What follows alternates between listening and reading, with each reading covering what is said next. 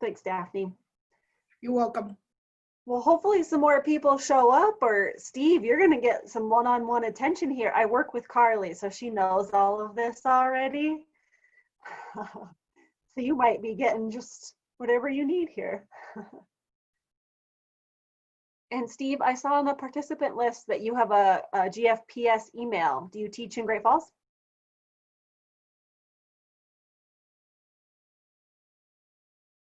And you can chat too if you're muted. Oh, yep, there's chat. Correct, nice. What school do you work at?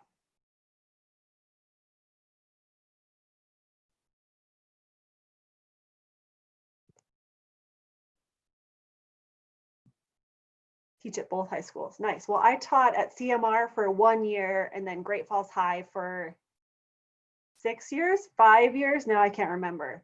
But I was a freshman science teacher. And then Carly taught, I don't know which elementary you taught at, Carly. West Elementary. So you have Yep. Great Falls Public Schools people here with you. Yep. So we have a special place in our heart for GFPS.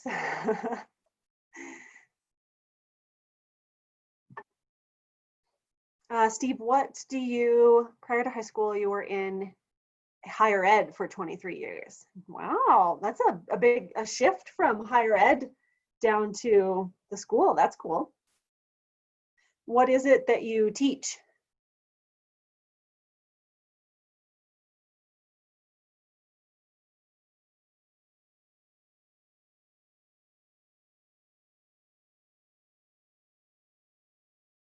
Architecture and engineering, nice.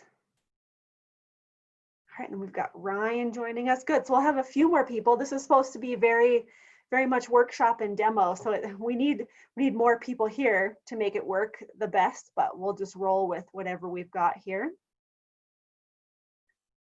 So Ryan, welcome to the group. There's very few of us, so you feel free to unmute yourself and talk if you would like. And Ryan, you work for MTDA, is that correct? Or no, you're Ed Northwest. Or not Ed Northwest, Ed Ready. There we go. Now I got it right. Well, MTDA, and I run the Ed Ready Montana program. Okay, very nice. And I'm more or less just trying my first Moodle Moot session, so I'm just here to kind of listen in and stuff. Okay. I totally have to say, Ryan, do you by any chance remember me? I used to be the instructional designer at Great Falls College, MSU, and we met at a national conference once in, I think, Arizona, and took a picture for Karen. Yep. Now I'm at OPI, so. I recognized you when we were on the other day as presenters, so. Nice. But I wasn't sure what your role was still, and Yes. It wasn't really the time to talk, so. Right, small world. Yeah, well, we've got all, I guess if Ryan was at Great Falls before, we have almost all Great Falls people here besides Daphne. Daphne, I don't know where you're from originally, but you can just pretend you're from Great Falls too. I'm from Idaho State University. Oh, okay. Connection there to Carly. Yeah, I was the I grew up distance in Idaho learning. Falls. Oh, you did? I was the distance learning director at Great Falls for 8 years? 8 years, I think. Nice. Oh, we've got Maggie is joining us now. Good, we're getting a few more people. We just kind of be patient and let people come in, which is nice to have more here. So I today is going to be, oh, and here's more now, Dave. I know Dave, so I can give him a hard time for being late. So maybe I'll just be quiet for a moment and let people roll in and get connected. But while I'm not very good at being quiet. So while I try to be quiet, Maggie and Dave, if you want to type in the chat and introduce yourself to the group, I would appreciate that. Or you can unmute yourselves and talk too.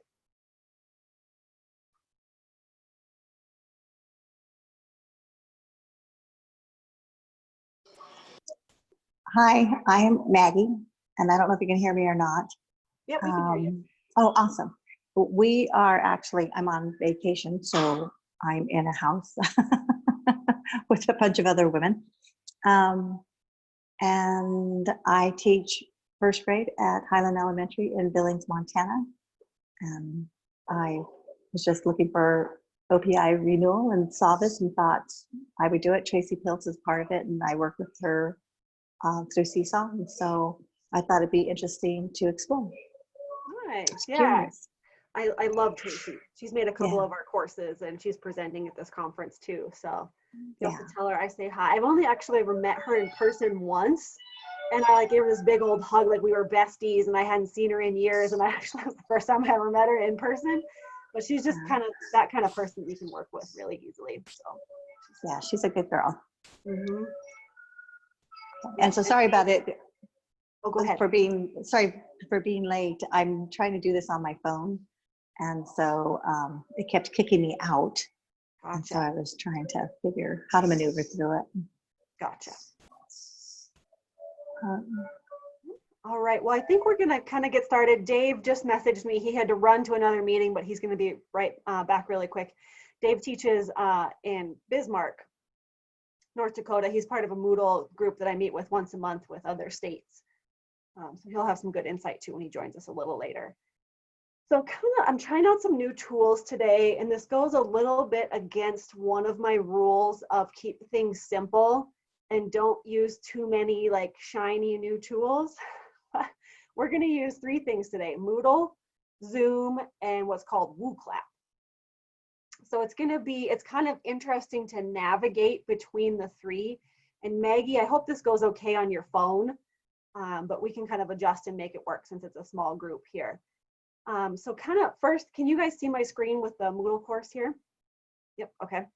So we'll do just a little bit here, then we're gonna go into our WooClap presentation, but we'll keep Zoom kind of open on the side for chatting. If you wanna watch my face while we talk, you can have my face up, but you really don't need to. You can just like hide the camera, so you don't need to see me. But the presentation, you'll be able to either follow along the slides on the Zoom screen, or you can just minimize Zoom and open WooClap yourself and follow along there. I think that's probably going to be the best route. Carly and I tested this yesterday and it was kind of interesting. So I think that's what we're going to do. Also, you can do WooClap on your phone. There's a little picture of my youngest son, if you guys want to see. So you can do WooClap on your phone and then follow the presentation on Zoom on your computer. It's kind of up to you, and we won't be using WooClap a ton, just a little bit here at the beginning. And then we're going to actually get out of that WooClap and I'm going to demonstrate how to build stuff. Then we'll take a break. You'll get to build and then we'll share kind of back and forth. So be ready to do a little bit of work and share some of the things that you build. And it's okay if you don't know Moodle well, that's kind of what this is all about, to demonstrate and play around. So here you have 2 options of what we can do next to move this forward. Either in the Moodle course, you can click in the during this session section, click on presentation, or on your phone, or if you have another tablet, go to wooclap.com, and WooClap is W-O-O and then clap. And I will give you the code. Let me start this. So if you're on your phone, the code is NE7ZRK. I'll type it in the chat too. So wooclap.com, and then the code to join on your phone is NE7ZRK, or you can just click on it in the course.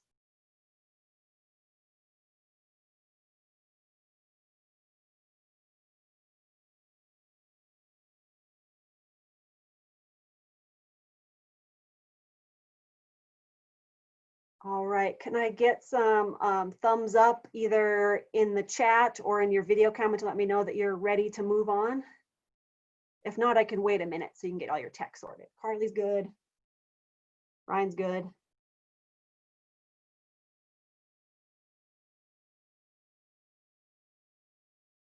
Daphne's good. All right, and Steve's good. Maggie, how about you? I know it's probably hard on your phone.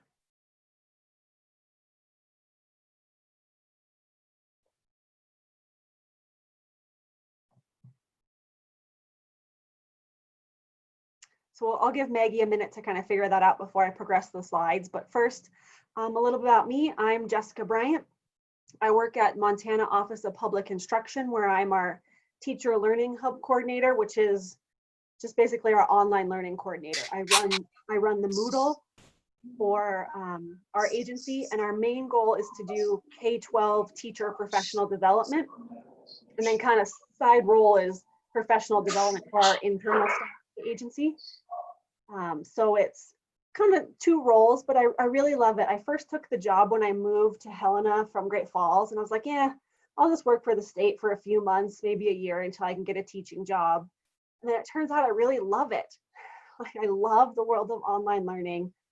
I almost didn't get the job because in my interview, I didn't know what platform it was. They didn't say, and I don't know why I didn't ask. But at the end, they're like, well, do you have, experience with platforms? And I told them, and I was like, yeah, and probably most of my experiences with Moodle, but I don't really like it. But what platform is this on? And they're like, oh, Moodle. In my head, oh crap, so not getting this job. But I've learned to really love Moodle and kind of work with all the great thing about Moodle is there's so many different things you can do with it, but then at the same time, it makes it more complicated. So I've really learned to kind of focus in on the things that matter, worry about those settings, and just kind of ignore the rest of it. So we'll talk about some of that today as we go through. But I've been at OPI now 5 years. And Carly is on this call with us too. She works with me. She's our online learning, or not our online, just our professional learning coordinator. So all professional learning. So she'll kind of chime in too, as in the chat, especially if questions come up and I don't see it. Yeah, let's go ahead and get started. And since there's so few of us, please feel free to just unmute yourself and speak up if you have questions. So some things we're going to do today, we're going to talk about some important online design considerations, because no matter how new or experienced you are with building in Moodle, if you don't keep some of these foundational pieces in mind, it's not going to go very well. That includes a few tips, and then we'll spend the most of the session on building a Moodle course, where I'll build a couple sections, and then we'll kind of break out, and you guys will have time to build your own. Then we'll come back and share what we've built. Kind of the first two big things I think of with design is accessibility and organization and consistency. So accessibility is just not the simple, like you have access to a computer. It's if someone is colorblind or blind or needs, they use a screen reader, or they're deaf. So there's lots of factors that go into that. I think Gavin Hendrick is probably presenting right now, I think, on accessibility.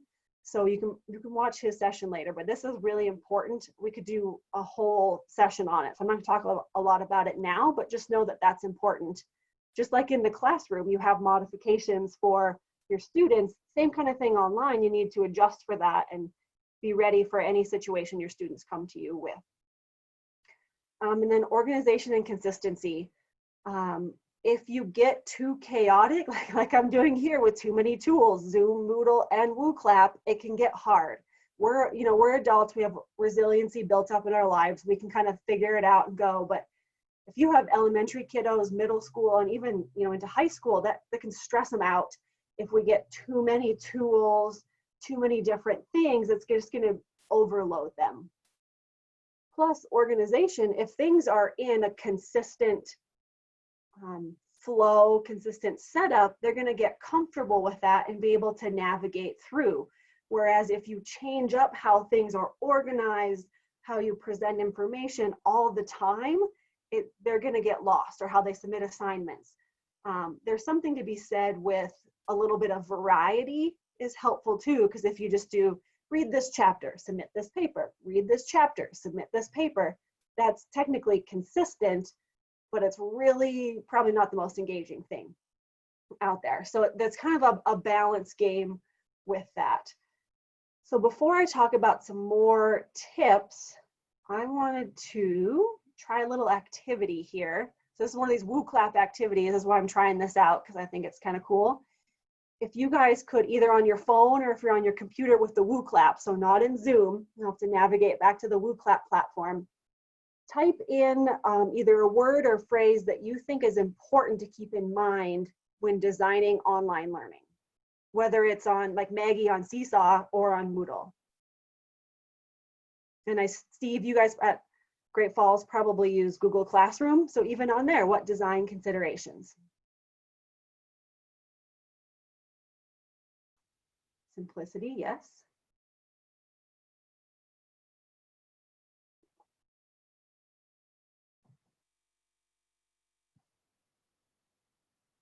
Yes. Directions is very important. That's one of my tips. Whoever said that, good work.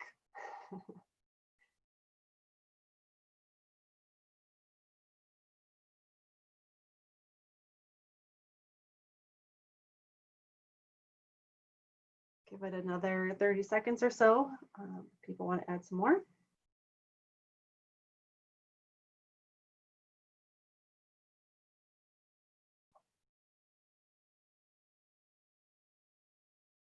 Experiences unstructured.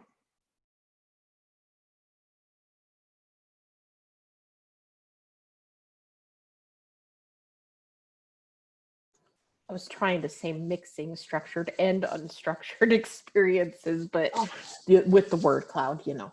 Yeah, it gets mixed up. I think we can do a list.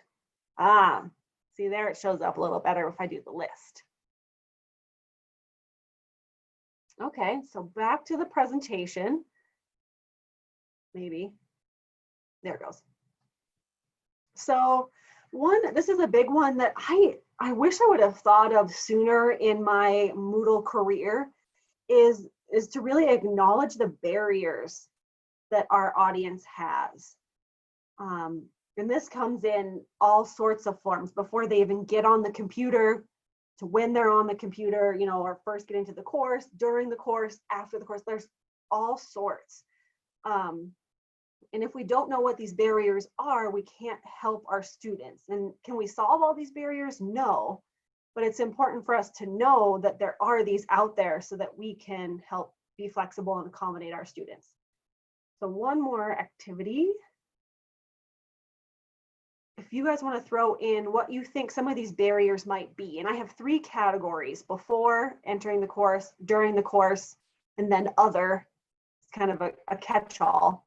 So give them a couple minutes here to type in barriers you think that your participants, whether they're adults or elementary kids or high school kiddos, may face.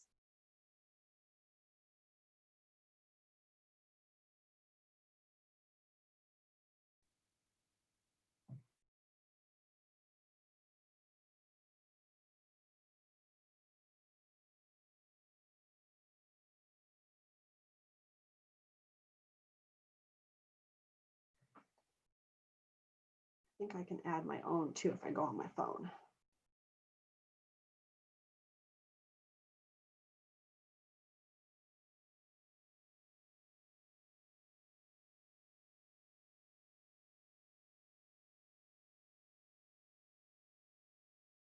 And there's no right or wrong answer here, so don't be shy to add some of those.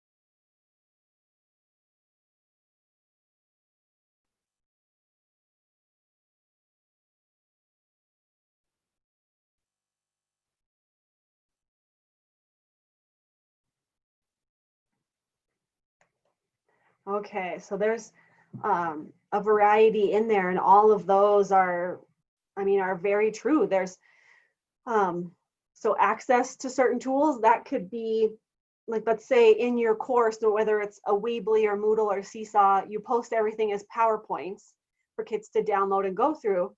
But then on your student's home computer, they don't have Microsoft suite of tools, so they can't open it. Now there's ways to work around that and certain things you can do. But when you focus in the tools that you're using to a platform that's accessible to everyone, that nobody has to download extra software or purchase software for, that can make a really big difference. The poor home life and access to a computer, that's not a lot we can do about that, right? So that's one of those barriers that we have to be able to let go of a little bit. It might be the district's job to supply computers, but you as the teacher can't solve that for your students necessarily. So being able to focus on your end what type of materials you're giving to the students so that it's easily accessible once they do have a device is a better use of your time versus staying up all night worrying about getting them a laptop or a Chromebook to use. Teacher doesn't know how to maneuver through the platform. Yeah, you can't expect your students to be successful if you yourself don't know how to use it. Right? So if they have questions and they get stuck and you can't help them, then learning isn't going to occur because they're going to be so stuck on the technology and the tool that they're never even going to get to the learning. Or once you get through that, they're going to be so frustrated that their brain isn't going to be able to learn and process information. Whereas if they were in a good place, it's kind of like when your kids come to school hungry. You know, if you're hungry, you can't focus. If you're frustrated, you can't focus. So you really want to set that right, like lay that solid foundation, have your course ready so that your students are comfortable and know how to use it no matter how old they are. I used to make the assumption that, like with our platform, our audience is K-12 teachers. And I'm like, oh, these are teachers, right? They use their computers all the time. They know how to work through these things. And our teachers range from like 19-year-old pre-service teachers to 74-year-old lady who had retired but now wants to teach again. So she's trying to get back up to date and renew her license. And she hardly knows how to, like, you know, use her mouse. So there's just such a wide range. And with your students too, some of them may use their cell phones all the time, but not necessarily a computer. So kind of really being mindful of that. If you went to Mike and Jason's session this morning, they talked about, what was one of their myths, Carly, that digital students are digital natives. They just know how to use everything because they're younger, right? No, that's not necessarily true. So we can't assume that people know how to do or use the tools that we're giving them. So during the course, kind of talked about that one. Not good with tech. Yep. So we've been talking about that. So we got to provide supports for that. Teach them how to use it. That'll be one of my tips here in a minute.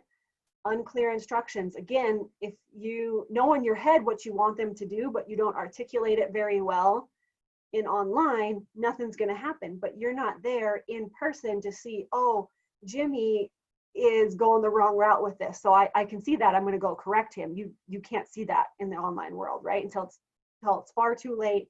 They spent a ton of time on something and you're like, oh, sorry, Jimmy, you got to go back and redo that. That's going to, again, create frustration that will carry through the course. Timely access and consistent communications. This one is, they kind of go hand in hand, I think, of you got to set up those communication routines. You know, it's not you're on Mondays one week, Tuesdays the next, then maybe Fridays every other day. It's you got to have those specific times, but also be a little flexible because you don't know what your participant situation is. And bandwidth, I wish we could fix that. We can't.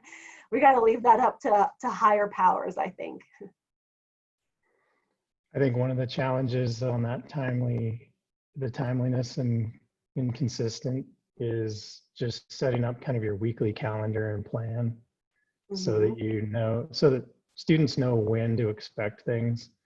It was really a challenge going to be a homeschool parent and seeing, you know, teachers that were very new to the environment trying to communicate with students, and you never knew if they were going to post something at, you know, 2 a.m. or 10 a.m. or 5 p.m.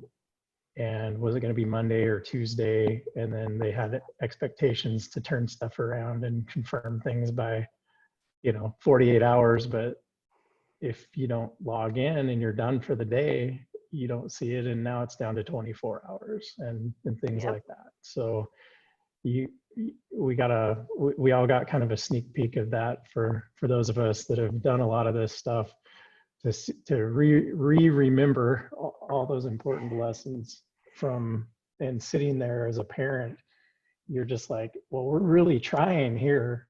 And we're one of the ones that's really trying, but Yeah. all those things that are listed out there are really important to remember, that everybody, even if they are trying, they need to have that kind of clear plan of, when can I expect to get things posted, and do we have kind of an expectation of when things are due and that sort of thing.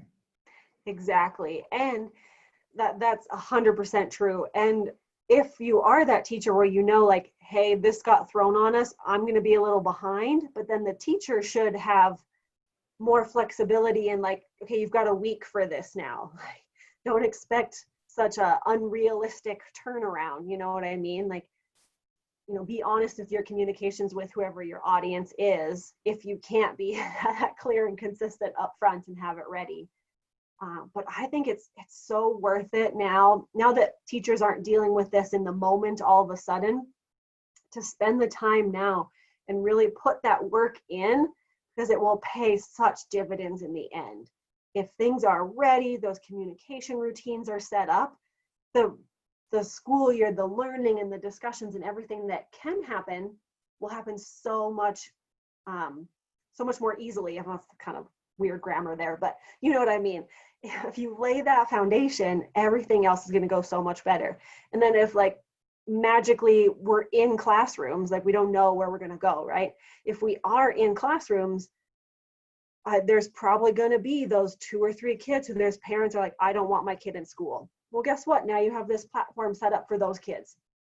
Or Jimmy breaks his leg and doesn't want to go around the school on crutches, so he's home for 2 weeks. Cool. Now I got this for Jimmy. He can use it, right? So there's so many other continued usage for this that I think there's some teachers who make me nervous of, like, oh, well, I can just get through the next few months. We'll stumble through. It will be fine. Then I don't have to worry about this anymore. And I don't know if that's true. Like, I think this is going to last a while, and there's other ways we can use it. Kind of going off topic here. This is good combo. Other things on here. Yep, work school conflict. Yes, I've heard of a lot of high school kids who went to work, or even just like on farms, especially, they would, you know, work with their parents during the day and have to do stuff at night instead. Yeah. Lack of motivation, lack of personal connections. Yeah, this one's huge. We'll talk about that in a minute too. Yes, so many different things here. So really with us as the teacher, the instructor, no matter your audience, it's just, you know, keep the barriers in mind, but then also, which ones do you have the power to remove? Right now in the hub, our big focus is removing those barriers with tech issues, being like, you don't know how to use the technology, right? As a state agency, we can't send teachers around the state Chromebooks or laptops to use. We can't give them computers, but we can teach them how to use the tools that they do have. So Carly and I are doing a lot of work on a knowledge base, like self-help articles, different tutorials in document form and video form, and kind of gathering those resources. So that's one of the barriers we're working on. But it's really important to keep in mind your audience, you know, and your demographic of what those barriers may be. And this goes right with it. Be flexible. Your students, because they come from such diverse backgrounds of what technology they do or don't have, or their home life and their support, you can't expect every single student to write a 2-page essay. You know, if you signed on Monday, by Wednesday, they're going to have it done, right? You need to be flexible in either, you know, how they turn in their work or when they turn in their work. So maybe, you know, writing is an easy thing to assign, like, oh, just write about this. But writing isn't always the best for students. There's other ways they can demonstrate. Not that writing isn't important, but there's other ways they can demonstrate their learning. So be flexible, give those options. And then also give yourself some grace. Like, we weren't taught in college how to do online learning. That was not part of teacher training, at least my teacher training, right? So we're learning this too. So give yourself some grace. Don't be really hard on yourself. but then that same grace has got to go to your students, right? They weren't taught how to learn online, right? Their whole lives, they've been taught in person, at least mostly, some, different situations. So kind of be flexible and give yourself some grace. Next tip is know your tools. Know what's out there for you. I'm not saying that you have to use every tool possible, but know what's available to you and then pick the tools that work for you and your students and stick with those for consistency. So various people within Moodle, the Moodle community, have made this Moodle tool guide, and I've seen different variations of it. And I put the link to this on the resources on our Moodle homepage, or the course homepage.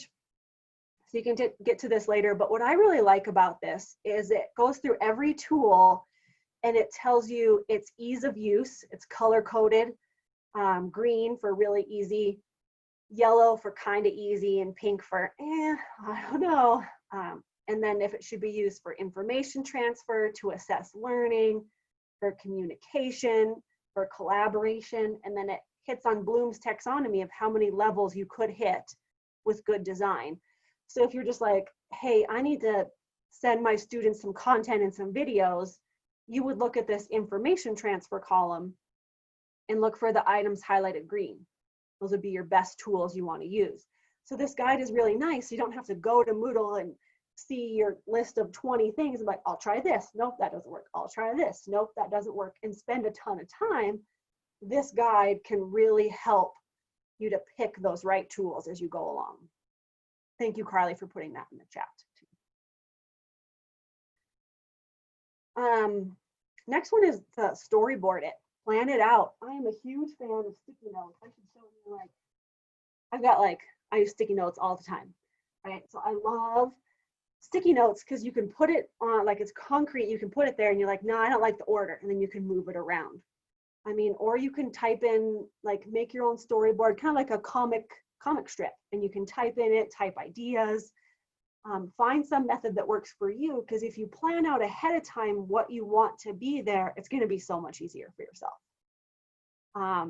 Because otherwise you're going to get sidetracked, like, oh, this is cool, let's talk about this. And then you spend half an hour on something that's not part of your syllabus. Or you go on different tangents. It's helpful if you are a high school teacher. A lot of high school teachers have a syllabus. Follow that. Use that as your base guide and then fill in some pieces in between. Elementary, I know you have so many different subjects you have to cover, but same kind of thing. Take your lesson plans and use that in your storyboard to arrange things. And the last one, this is what even my own designers at OPI that I make take a 9-hour training course before they can do their own course. This is the hardest one to get them to test it, because they will build something, they have this perfect vision, but then it actually doesn't work because the settings are wrong. You've missed one setting in Moodle and it can screw up a lot of things. So it's really important to then put yourself in a student role, enroll yourself as a student, maybe with a different email or it's the same account, and test it. See what it looks like so that you can get ahead any of those errors or settings that might be wrong. And then also, if you've experienced it and then your students have a question, you're so much more equipped to answer those questions if you know what it's truly like from their end to do the activity. And this is kind of same with in person. My first year teaching at CMR, I had this awesome pendulum lab. I was so excited. I found it online. This looks great, but I was swamped. I didn't have time to like do it myself first. And luckily my first period was like all my all-star kids. So I'm like, oh, I can test it with them. They're like super smart. For some reason, it was all my honors kids. Crashed and burned. I was like, this is gonna be terrible with all my other classes if these guys can't figure it out. And it was a terrible day because I didn't test it ahead of time. So it's the same kind of thing in person as online. You can't just assume that it's gonna work. You have to try it out yourself. So pause really quick. I've been talking a lot. Questions or other tips you want to throw in the mix? And you can talk or type in the chat.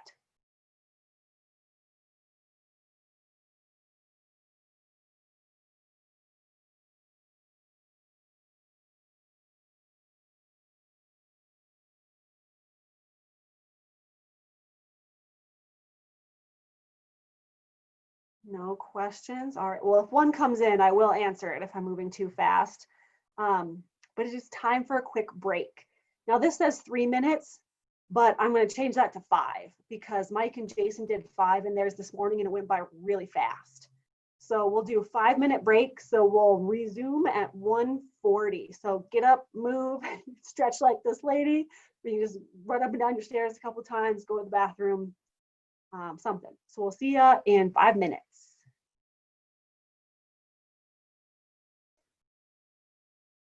All right, 1:40. Everyone back and ready to roll. If you can give me a thumbs up, well, nobody has their camera on. You can type in the chat or turn your camera back on if you're ready. Otherwise, I'll wait another minute. Carly and Ryan are back. I love your backgrounds also, Carly and Ryan. I can never get mine to work. I need a light shining on my face. It's too dark and everything else is too bright, I think.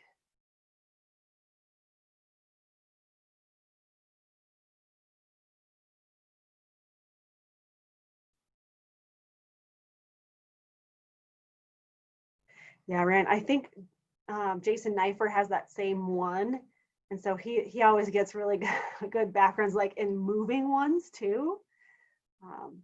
That look like he's actually at the coffee shop or something. And we were like, what are you doing? Just hanging out with all these people. Mm-hmm. Oh, nice.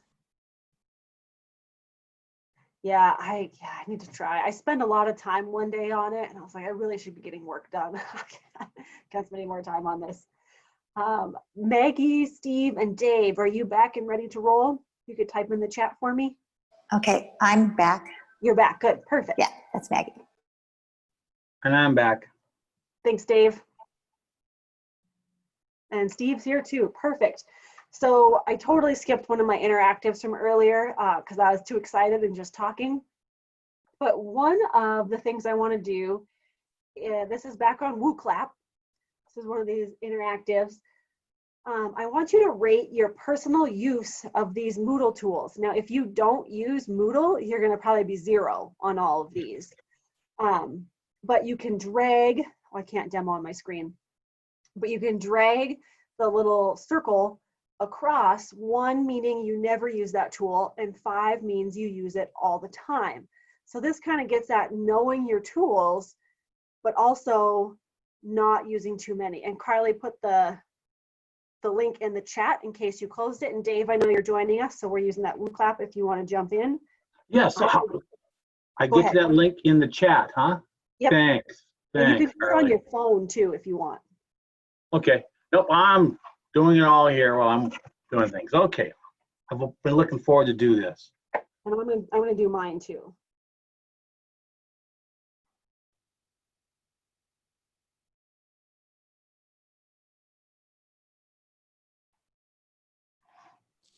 I have to be honest, some of these I didn't even know were an option. Really? Yeah, Carly. like database. There's a Database and database? wiki. I don't use those. Oh, well, that's why I don't know about them then, huh?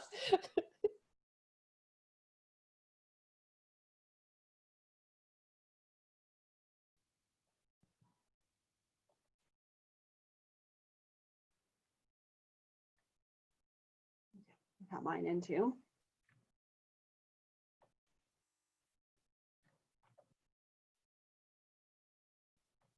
And make sure when you're all done, you hit submit at the bottom.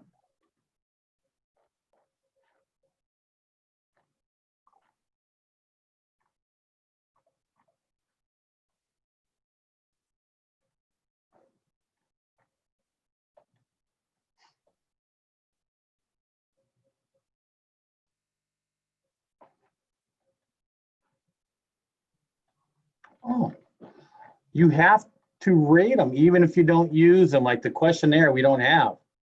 Oh, Oh, wait a yeah. minute. Why wouldn't it allow me to do 1? You have to like drag it in and then back a little bit. I just Okay. figured that out too. I Okay. also kept missing some and not realizing it too. So it kept, basically you have to touch every slider before it'll let you submit. All right. I think Good, thank you. We're new to this Woo Clap also, so we're testing it out, seeing how we Yes. like. I'd like to get this installed. So 2 people still left to submit. We'll give another minute.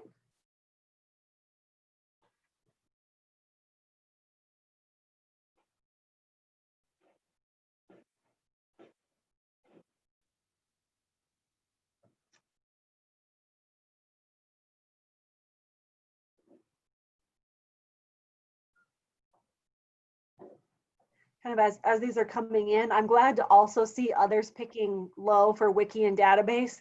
I keep trying to use them and I just can't get into it, and I can't see a good purpose, and they're kind of complicated. Like they're just, I don't know. They're hard to score also if you wanted to look at quality of work, but we use most of our wikis are for meeting notes, like for the leadership teams, our principals. Oh, They have, and they put their meetings in there and they have their monthly meetings, and then some have and then they archive it, they can search it, and yeah.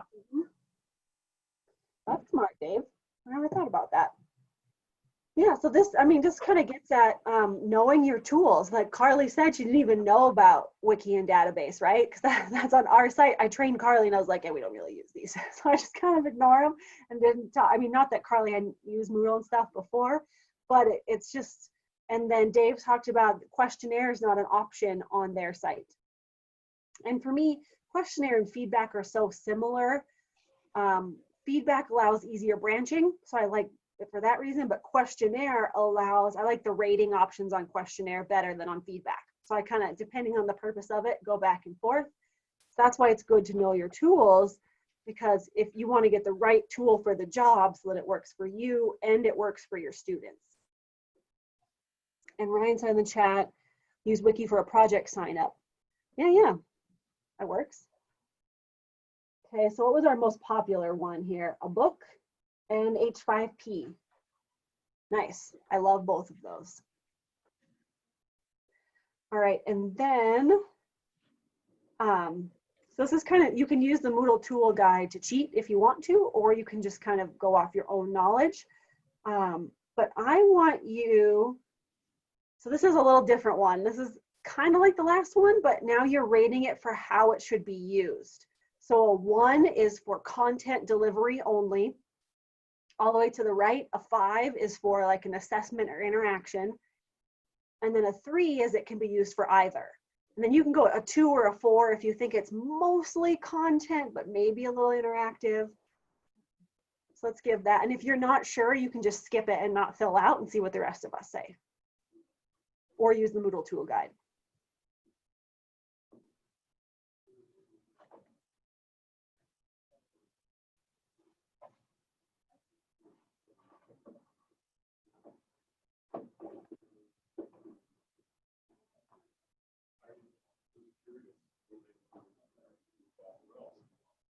That would be by, also to clarify, by interaction, I mean something more than just a stagnant activity like reading text or watching a video, like delivering content. And then the opposite is like assessment or some kind of activity that they're doing and having to think about and process.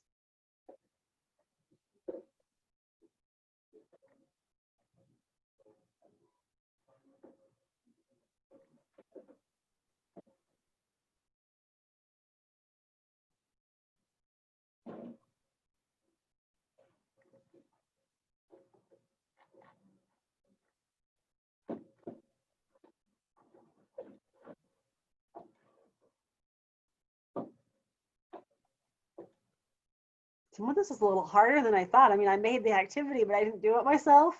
Breaking my own rule of testing. Jess. Carly's laughing at me. Good.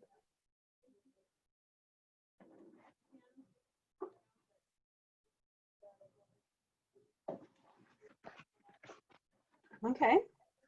So we're seeing this is about what I thought here, how this would go.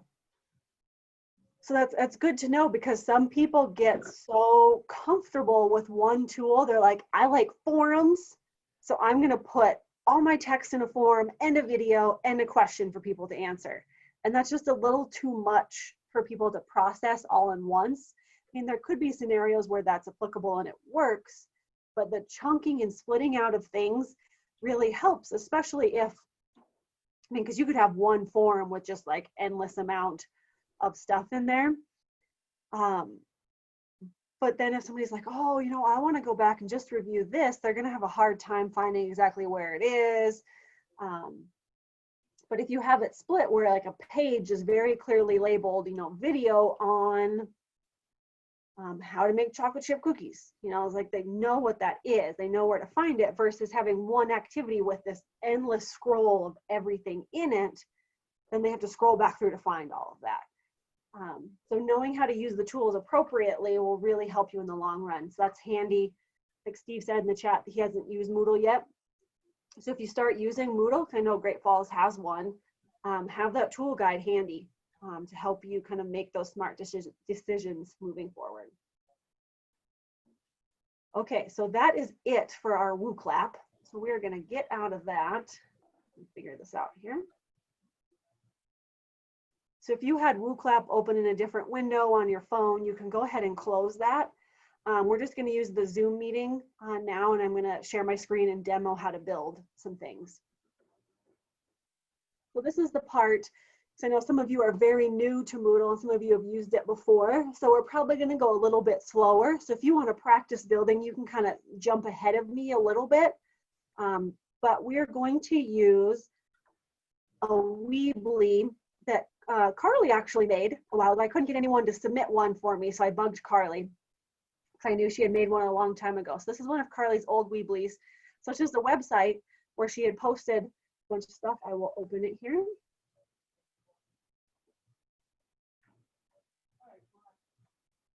So she had made this course, Cybersecurity for Beginners.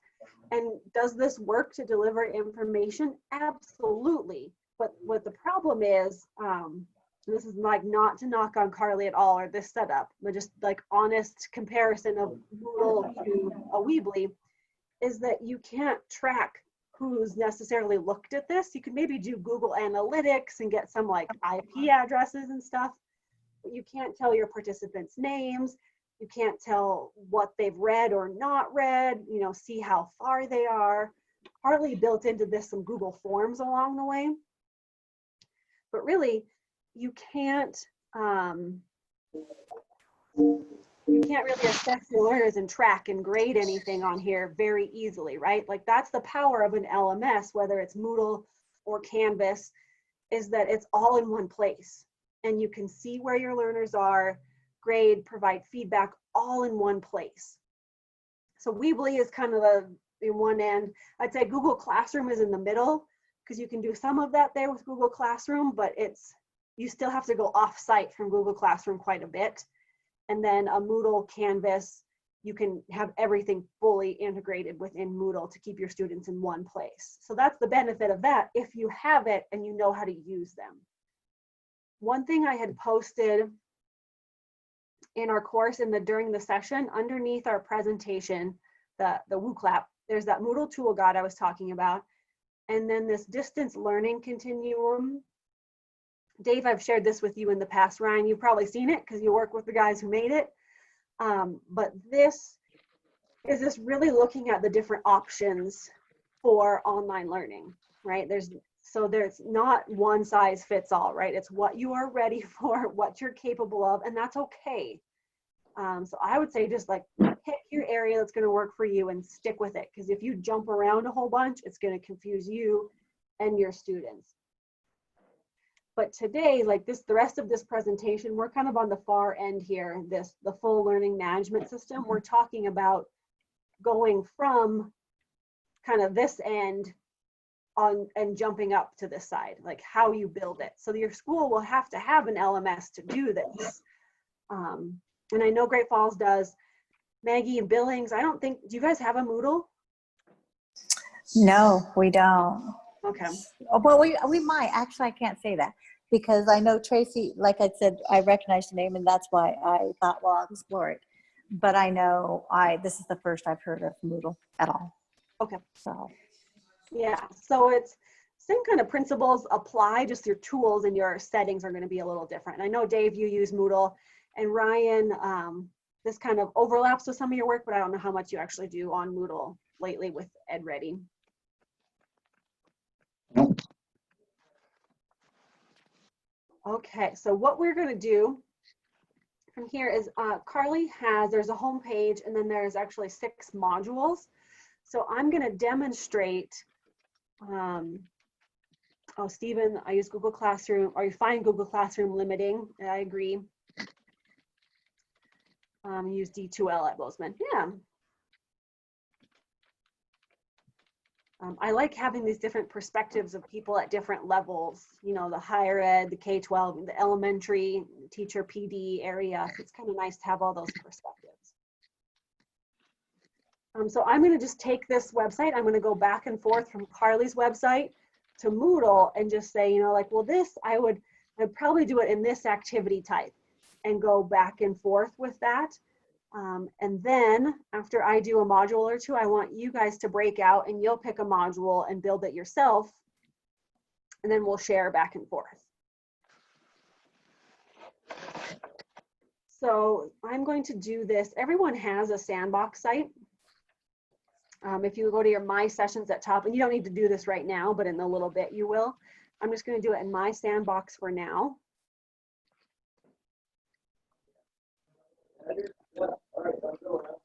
And when it's your turn to build, the first thing you want to do when you get to your sandbox is to turn editing on, which is nice. And this theme is just the green button at the top.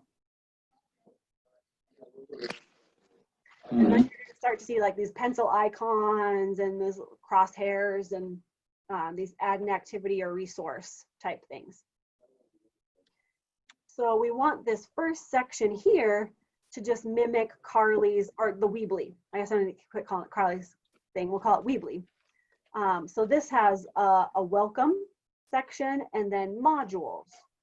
So kind of outlining our course to match that, I'm going to change. So I went to edit and edit section.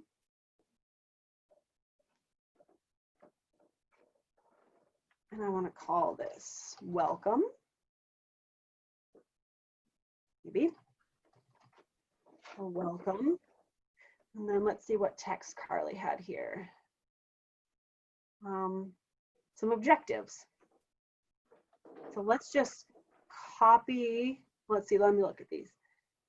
By the end of this module, you'll be able to navigate the website course by completing a scavenger hunt with 100% accuracy. That doesn't really apply here because we're moving it over to Moodle. So I'm going to go down here a little bit. So this kind of stuff, I think instead of putting in my welcome section is probably more applicable to put inside a page. Because if we put everything on the Moodle homepage, is this going to end up being a long scroll of just constant text. So I'm going to go back to the course here, and I just want the section to be called welcome. I'm actually not going to put a summary yet. We might come back and add something later. Or maybe that video could also be something that gets placed in the welcome section. Mm-hmm. Yep. And if you want me to slow down at any point, I will. I'm just going to kind of explain things as I go back and forth. So Carly has her video here, and I will be honest, I don't even have that account anymore, so I don't know that you would have been able to embed it. yeah, I don't know Can we if play this is, pretend? yeah, let's see. Download original media. Oh. Let's see how this works. Now, normally if this was a YouTube video, it's super easy to embed that in. But this is a different technology. Let's try it. Let's see what happens. Looks like a voice thread activity, right? Yep, good eyes. It was back before VoiceThread had their free version and their premium version. So now sometimes you have to just click around. Ooh, see, we found Hey. embed. Yes. Okay, so do embed. See what happens. Actually, VoiceThread integrates real well with Moodle too, doesn't it? I've never used VoiceThread before. sorry, Jess. So full disclosure, this was made as part of my graduate program as a, you know, an example back in the day. So, so I do not have access to my Boise State account anymore, Jess. I won't be able to get the original for you. I'm sorry. That's all right. Okay. We're gonna pretend it's a YouTube video. I'm just gonna find a random one from our YouTube channel. And we're gonna steal that. Okay.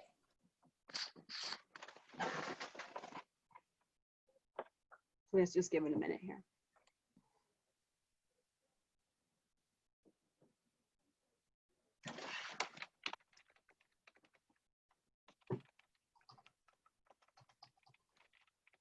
Oh, if I can spell right.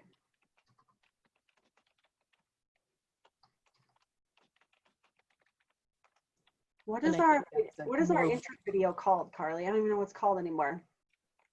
Our introduction to the hub. Yeah, Let me that goes find in out. our course info book. Here, I'll just steal it from here. So easier. So this is one of our hub courses. This is a really authentic look about how it would actually be if you were helping somebody to take their stuff and transform it into Moodle. And they'd be like, I don't have access to that video anymore. And yeah, so you'll find things along the way that you have to fix. So let's say it's this video. We're stealing this one. We're pretending this was on Carly's Weebly. Now there's a couple different ways. Usually with YouTube, you can right click on it when it's already, and there's a copy video URL and a copy embed code. Both of them will work, but the video URL doesn't always come through with closed captioning. And the embed code will. So I'm going to show you both. The URL is the much easier route. So first I'll do the copy URL. There I go.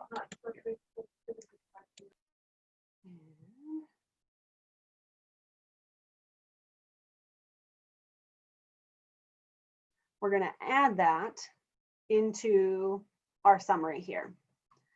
So if I just put that YouTube code in here, now let's see if this is different on, sometimes it's different on themes. So we're playing around a little bit of what this looks like. So here it just posted that link. That's not what we want. On our version of Moodle, it would actually show the video, but this Moodle is slightly different. So it's, each Moodle has a slightly different theme, so things will function differently. So it's just another demonstration of sometimes you load something and it doesn't quite work how you want it to, so you gotta try again. Let's go back to edit. Let's get rid of that. Now we're gonna do the embed code. So I'm gonna right click, copy embed code. And no matter where you find an embed code, if you wanna add it to Moodle, you have to find your HTML button, which is, in this case, it's the two carrots. I don't know what they're called with the slash in between. Turn that on. So you're going to see, if you don't know HTML, I don't know it very well, it kind of looks gibberishy, but basically just paste it in there and you'll be okay.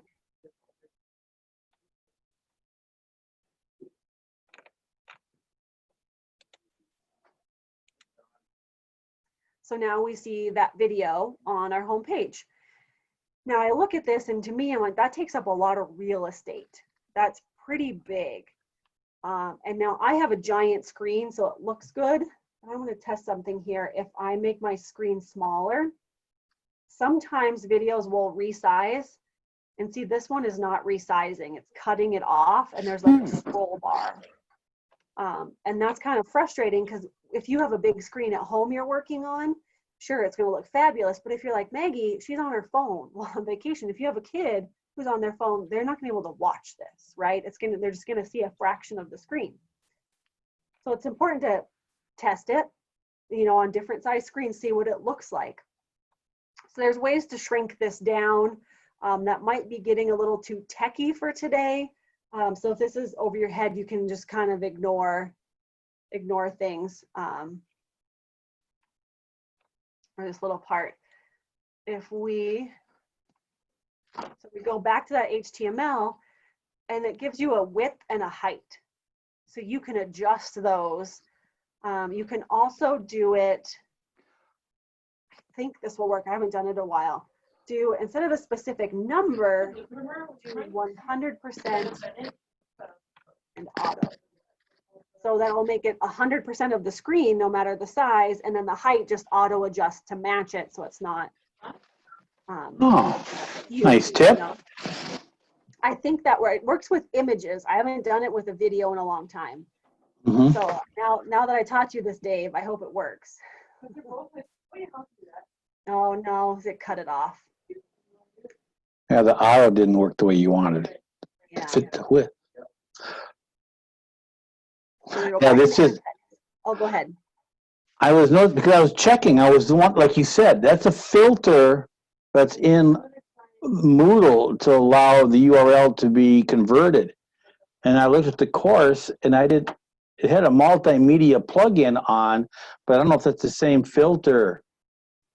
And I wasn't check my own site to see if that was a filter that we have that, like you said, you just put the URL in and it automatically pops open. And Yeah. that does. Mhm. So I haven't checked our site to see what that is. Our filters. Yeah, that's what this is a different theme. So I changed my dimensions a little bit. So now it's kind of squished, but I don't want to spend too much time on just one video. If you can get the embed, like you just have to play around with it a little bit, but it totally works. Once you get it and you know how to do it once, you'll be good to know. So now the video's here. People can just play it right within the course. So that's our first piece. So then back to the Weebly. So what you will learn by taking this course. So this kind of is its own section. She has it called out. And there's a syllabus and some text. So kind of from here, this is information transfer. So we don't want an activity that people complete. We just want something simple that they can click into and read this information. So with how short this is, I think the best tool is a page. The page is really easy to set up for you and really easy for users to look at. There are other content types you can use or other activities you can use for content, but page is the easiest, especially for beginners. So I'm going to go back to our sandbox and go to the section I want and click on add an activity or resource. And then it gives us all of our options here. And I want to find the one called page. So here's page. Let's click on it. And it's going to bring us into the editing. So there's a few different fields, name, description, and content. I personally skip the description most of the time on a page, but we're going to go back here. I'm just going to copy this text, what you will learn. And that's our title. This is the fast copy paste kind of steps that are nice. And then copy this text. Stick it in there. Now the syllabus.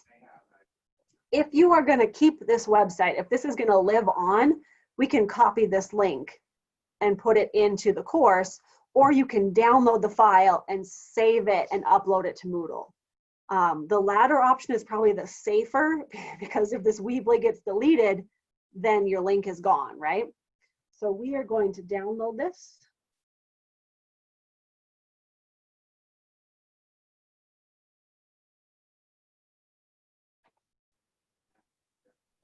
Download.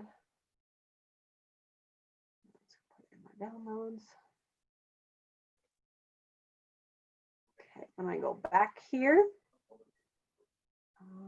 I'm going to change this. Instead of saying please download the syllabus above, because I'm not linking it above, I'm just going to say please download the syllabus. I'm going to highlight it. And I'm going to go manage files. I'm just going to go right to link. And from here, you go to browse repositories and upload a file. So Jessica, can I interrupt for a second? Yeah, go for it. So I have the Zoom app on my phone that I usually get because that's the platform I used this last spring. But it says that I'm in safe driving mode, and so I can't see anything that you're doing. All I'm getting is the auditory. Uh-huh. Is there any way that I can get to where I can see, I don't know if you're sharing the screen or if you're, whatever it is, I don't Yeah, have any of that. I am sharing. I'm trying to think. Carly or Daphne, do you have thoughts on that? I'm Googling the issue right now. Apparently it is a situation in the Zoom app, and I'm trying to figure out the solution to the problem. Okay, because normally I can go on my app and get into the Zoom meetings, but for some reason I'm not able to do it here. And I was seeing it earlier when I first started. I could see what you were doing, but then when we switched to the Woo Clap, and I could get onto that, but somehow I changed everything on Zoom. I wonder if I could try stop sharing and then start it again to see if that helps. And would it be easier for me to go through the Zoom, my Zoom app? So it Rather, looks because like, I've been going on to, I'm sorry, through oh, your no. Mountain Moot or Moodle. It looks like it has to do with swiping left and right on your phone. So Oh, you there might you be are. able to swipe out of it. Okay, I've got it. Thank you so much. Oh yeah, go team. Problem solved. Thank you. You're welcome. Okay, so I've linked this in here now. I've copied the text. So there's all these settings. This is what I was talking about earlier about how Moodle can be just kind of overwhelming when you first use it. It's like if I open all of these, there's all of these things, right, that you can set. And really, if you're just getting started, I would ignore this, ignore that one. We'll come back to restrict access later. I think the most important one here is activity completion, because this will tell you if your students are looking at it or not. Right? If you don't set activity completion, you can see that Jimmy logged into your course, but you can't tell what he clicked on or completed along the way. So activity completion, I think, is pretty important. So there's a drop-down list of do not indicate. They can manually mark it or mark as complete when conditions are set. Manually mark is tricky because they could just go through and check it off themselves, and you just have to take their word for it that they did it, which is not always the best thing. I think it's better when it's automated. So I almost always choose the last one. And then depending on the activity type, you get options. With a page, there's only one option. Students must view this to complete it. So I'm just gonna keep that checked and do save and return to course.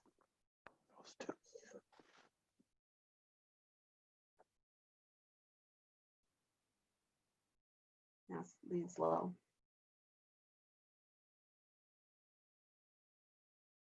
So now we have our welcome section with our video, and then this is the link to the page we just built. And if we click into it,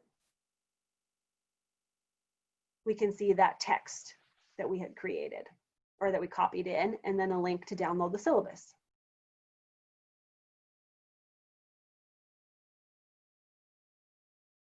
So then going back to our Weebly,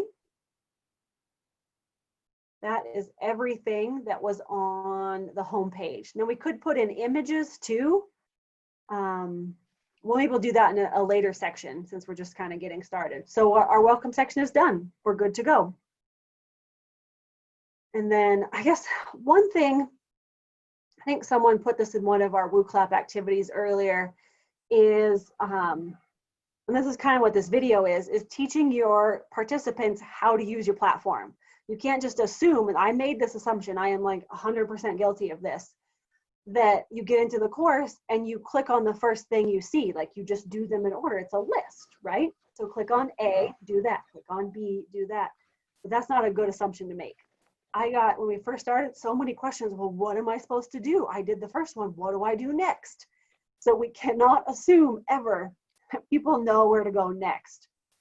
So it's good to have, and this is basically what this video is, for our Teacher Learning Hub, is teaching people what to do. It walks them through where you ask for help. It teaches them, how to navigate the course, what to click on next, how to get their renewal units, how to track their progress. So it's the how-to video. So I think it's really important to have something like that at the start of the course. unless, like, I'm just going to use you as an example, Maggie. Like, you have your kiddos in the classroom, so you're lucky enough to be in person with them. You can spend a couple hours and have them sit at computers, and you can demonstrate and they can practice. Like, if you can teach these skills in person, that's huge. If you can't teach them in person, you need to have some kind of Zoom meeting like this to show them, or a tutorial video, or both even, right? Because just because you teach them once in a Zoom meeting doesn't mean they're going to remember it. They might need to refer back. So having multiple ways that people can refer to those self-help pieces and learn how to navigate the course is huge. It's very helpful.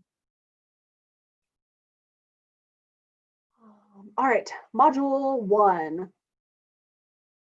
So here we've got module 1, objectives. So I'm actually going to copy these objectives.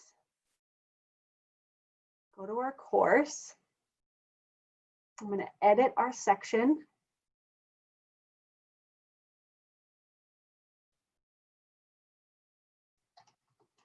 Call this, where are you going, screen? Call this module 1 and paste in our objectives.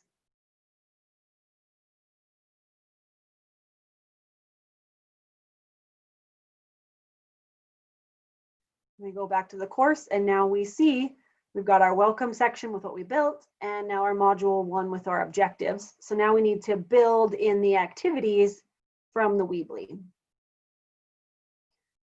So kind of a quick looking through this. There's a section, what is malware, with some text and a video. And there's learn more, which has 2 watches and 2 reads. And then we have a game, a quiz, and a discussion. So I kind of count one discussion, 2 is a game, 3 is a quiz. This learn more about malware is a section, and what is malware is a section. So we've got 5 things I think we can build here in this module. So this first one has text and a video. How long is the video? About 4 minutes. So with video, so tracking, it depends on kind of what level of accountability you want.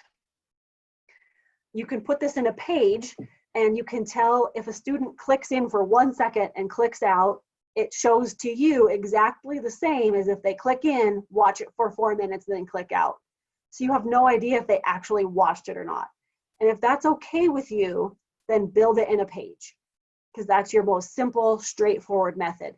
But if you absolutely want to tell that they watched the video, or at least that their browser window was open for the length of the video, you can build it in either a lesson or an H5P interactive video. And I love the interactive videos, but this first one I'm going to do, I'm trying to decide if I should do a lesson or H5P, which one is less complicated. This is the part, like, I've been doing this for 5 years and I still have to stop and think about which activity to use sometimes. Carly, what's your vote? What do you think I should demo? Lesson, or, and Dave too, you know this really well. H5P video or lesson? Oh, this is tough. Are you going to have them pick a pathway? Pick a pathway? Right. So like with lessons, you know, how we lesson can pathway. with branching. Yeah. Otherwise, I would say probably an H5P. H5P? Yes. That'd be my vote.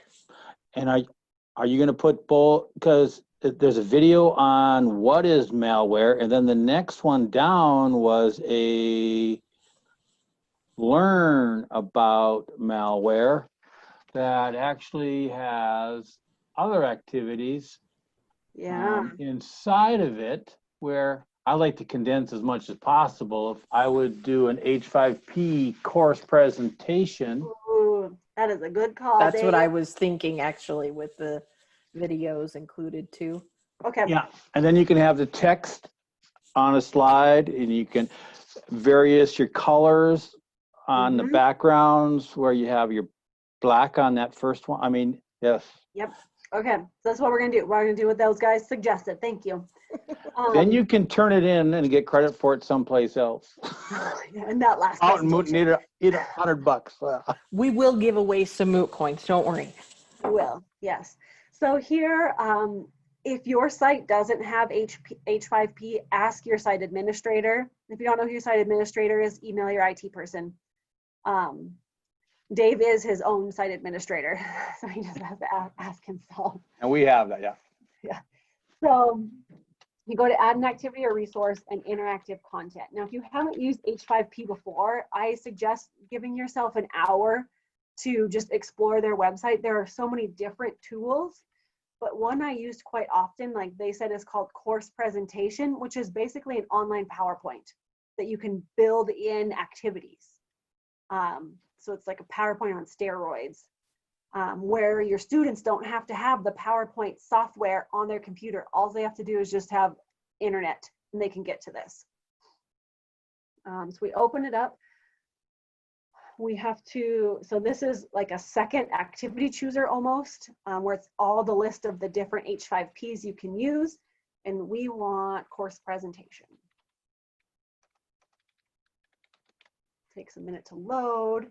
The only bad thing about H5P is that the settings that come with it, if you know Moodle, the H5P settings are completely different. So it's kind of like another tool you have to learn, but once you get it down, it's super, super handy. And once you build it right, you can reuse it and you don't have to do it again and again and again. Yeah. So then it comes up, and this is like our first slide, basically, but we want a title. What's our title back here? What is malware?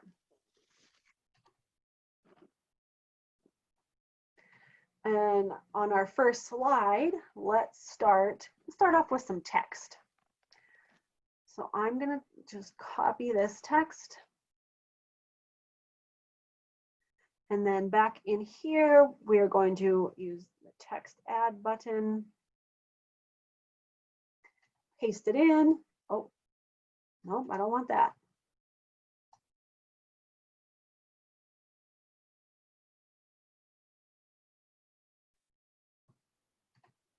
There we go. So there's our text. It's just like a text box, kind of like in Word. Then you can drag it around. You want to make sure it's big enough. Then down below is the add a new slide button. Now I want this video. I'm going to right click, copy URL. And then back in the course on our second slide, there is video. But I think this is not the interactive video. It's been a while now since I built one of these. You hover over it, tells you what you're, oh, there it is. So it's a little movie camera as our interactive video.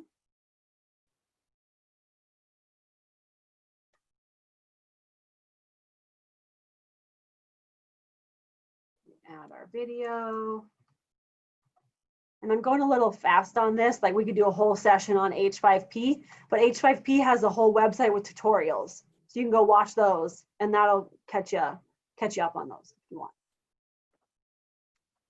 So we added our video, it's on the step 1. Step 2 is to add our interactions. And I'm not going to add a real one. I'm going to kind of just pick a random spot in the video. So let's pretend at 49 seconds in, I want to make sure my students understood what they just watched. So I can add a true false question. So up on the top here are all these options to add to the video. So I'm just going to go true false.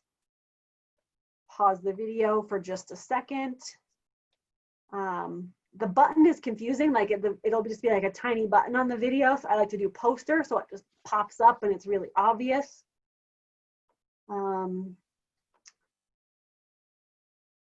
This is not a real question. That's not a good question, but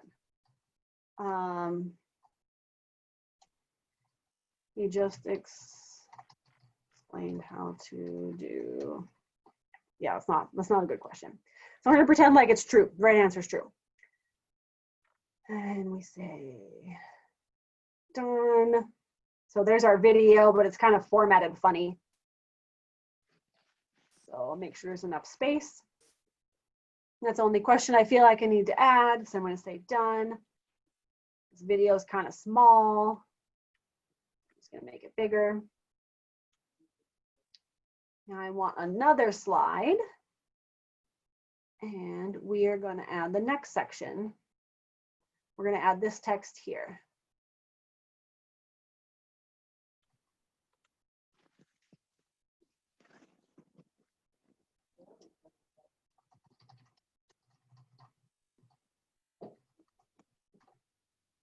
So it copies everything in.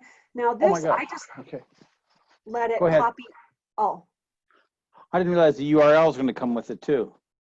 yep, that's what I was going to say.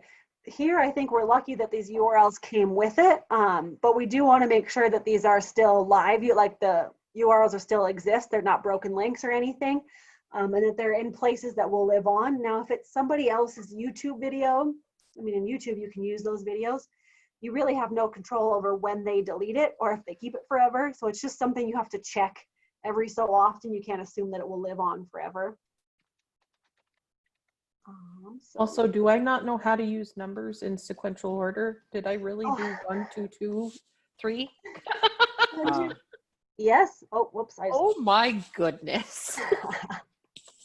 There's nothing better than someone else playing around with something you made and that for you to proofread it. It's all in good fun. Here, we'll change it. 3 Thanks. and 4. And we're gonna say done. This, I'm just gonna make it bigger. Now we gotta test this to make sure these links still work, but in editing, you can't test it. So I am going, so down these settings again, ignore most of these settings except for activity completion.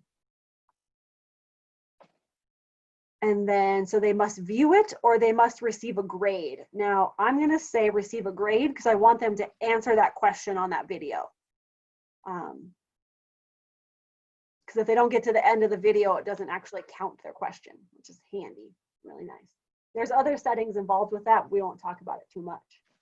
So here I'm actually going to hit save and display because I want to see what this looks like. What I didn't do is what Dave mentioned before we started, is that you can add colors, you can add images, you can add backgrounds, just like you do on PowerPoint. But I didn't take the time to do that just yet with our demo version. So then here is our first slide. And then as a student, you can either click the gray bars or click the arrows at the bottom. Then it takes us to our video. And I'm going to skip ahead to the question.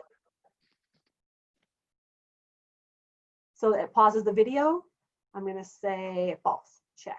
It says I'm wrong. Now, in the actual settings of this, you can have it direct people back. Like, oh, you have to watch again because you got it wrong. Or you can just let them be like, oh, okay, I see my mistake, and then move on.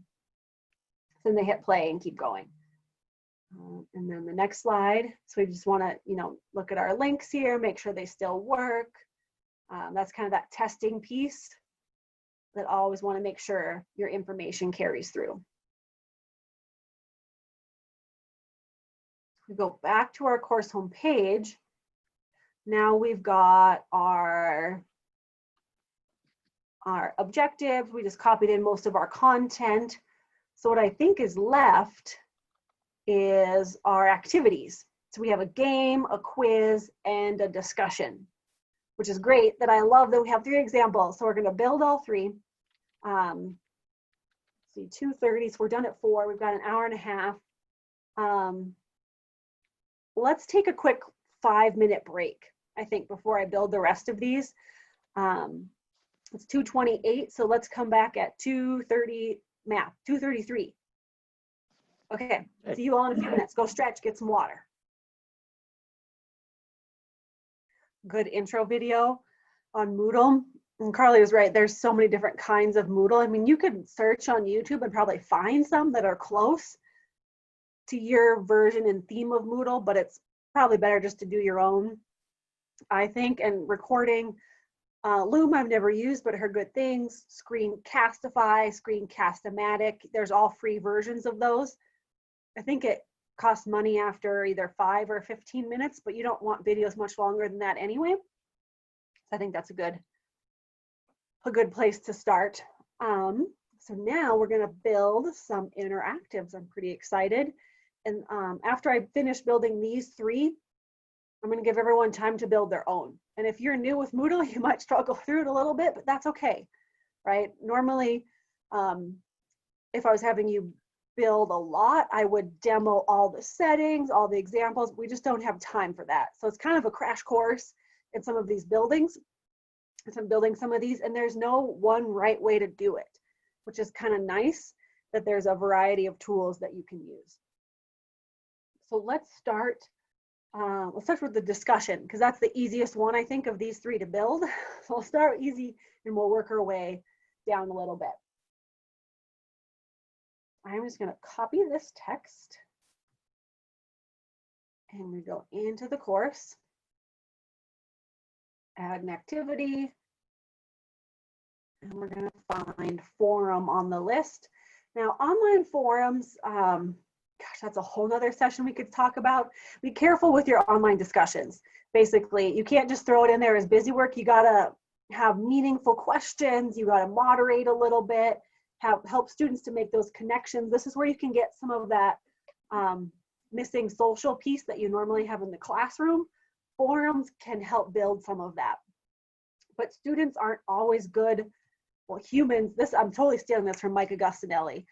Humans aren't always good at being nice online, even adults, right? So we have to model and teach these skills, which this is a perfect place to do that on a simple discussion.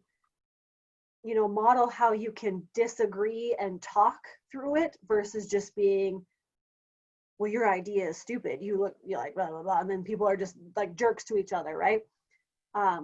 We can teach students how to deal with that, how to talk appropriately. So good digital citizenship, which I can never say that word correctly, and I just did. So that's a win for me right now. This is a good place you can do those things. I'm actually going to take this title out and put it up here. So you want to be descriptive in like what exactly you want them to do. So I'm going to say, please add a post discussing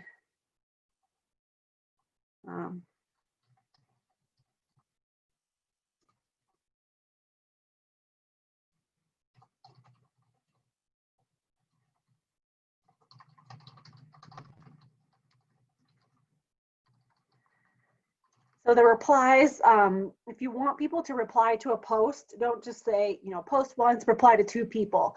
Be specific in how you want them to reply. Because if you just say reply, you're going to get people saying, good job, I agree.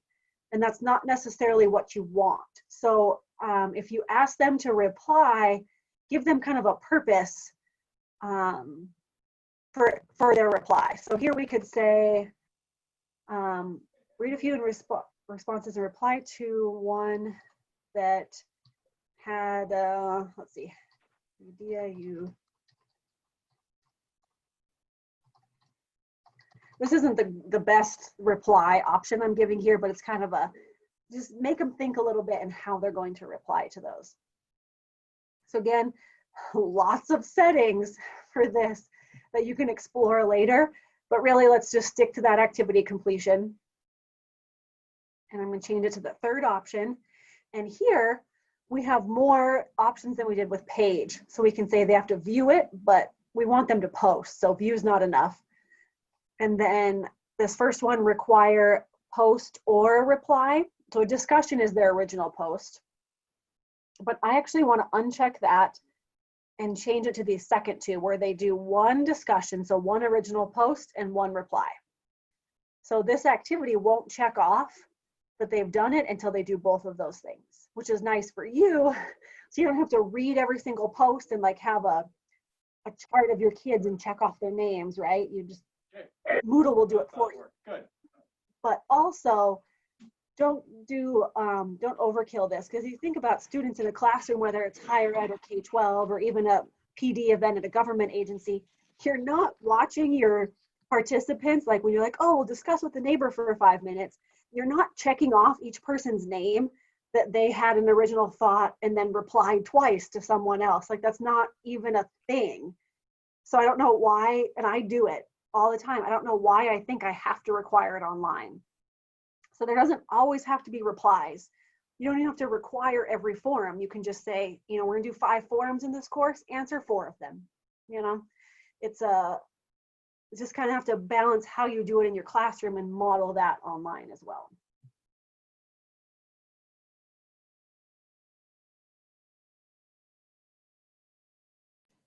And probably, Jess, you want to think about it in terms of what you're doing for a formative assessment and what you're doing for more of a summative assessment. So if you're using a discussion as a summative assessment measure, then you would maybe want everybody to participate. Mm-hmm. Yep, the purpose is, yeah, key. If it's just busy work, then you probably just delete it, right? Like, it's got to have a purpose behind it, otherwise don't even do it. Right. And then what is that purpose, and adjust how you monitor it, how you grade it, those kinds of things. All right, so now we have a matching game. I'm curious, I didn't look at this ahead of time, so I'm just kind of flying by the seat of my pants here, building. Trust me, I'm curious to see if those links still work too. Oh, it's a Quizlet. It is. Quizlet. So this, I think, can actually be embedded. Yeah. But we might have to have like the like Carly log in to get the embed code. I don't know if Carly knows her account. So we're actually going to rebuild this in Moodle. Okay. Yeah, just for a demo. So we'll do, okay, so we want, Because there's there 2 is a different tool ways for to, this. what's that? Because there is a tool for this. Yeah, we can do a quiz or an H5P quiz. There's 2 different ones. I think I'm going to go H5P quiz just because the drag, like, and match, I think we can do similar there. So back to our H5P. This is the one that had lots of options. Let it load. So we want,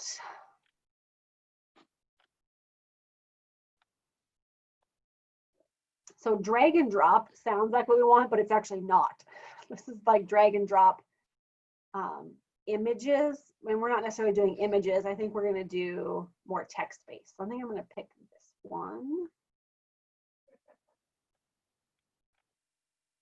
So this is module.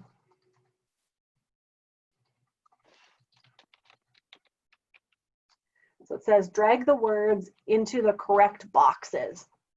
And basically you have all your text, and whatever you want to drag, like the answers that they will drag to the right spot, you put asterisks around it. So we, now I need to like know the answers here. Oh, and I can't copy the text. Dang it. In the interest of time, Jess, if you just want to do like make a different match, fun match or something, yeah. Yeah, so we're gonna, I mean, normally I would, if we had editing access to this, we could go into the settings and copy and paste the text really easily. If any of you remembers my Boise State University email, be sure to let me know. I guarantee you Carly right now is trying to like log into this in the background. No, I'm not. Oh, good. Let's see if I can put these side by side and just copy a couple. All right, so I'm not going to type in the answer yet. So let's see, malicious soft.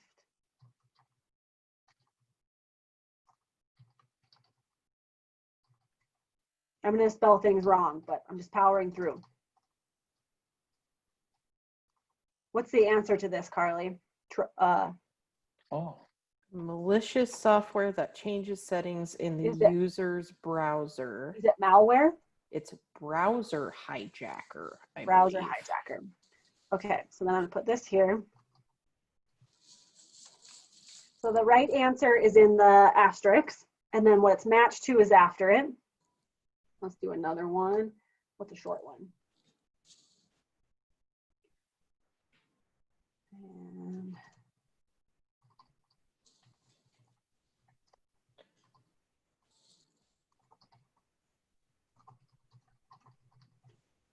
what's our answer here? Virus? Worm? It I is don't know. malware.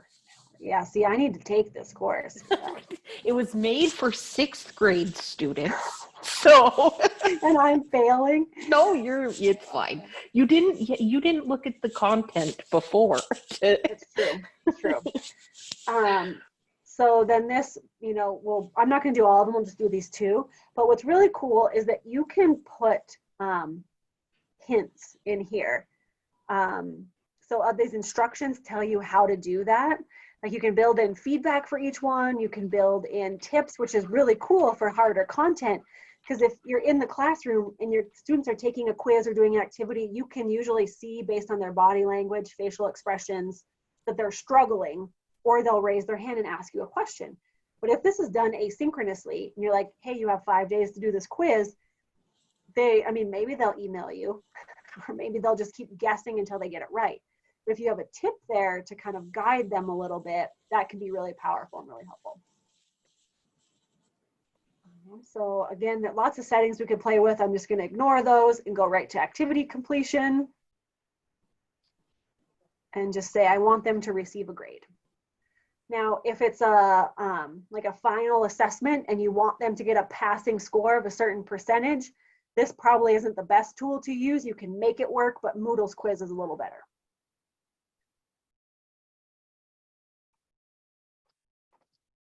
So there's our matching. Let's just go in it really quick.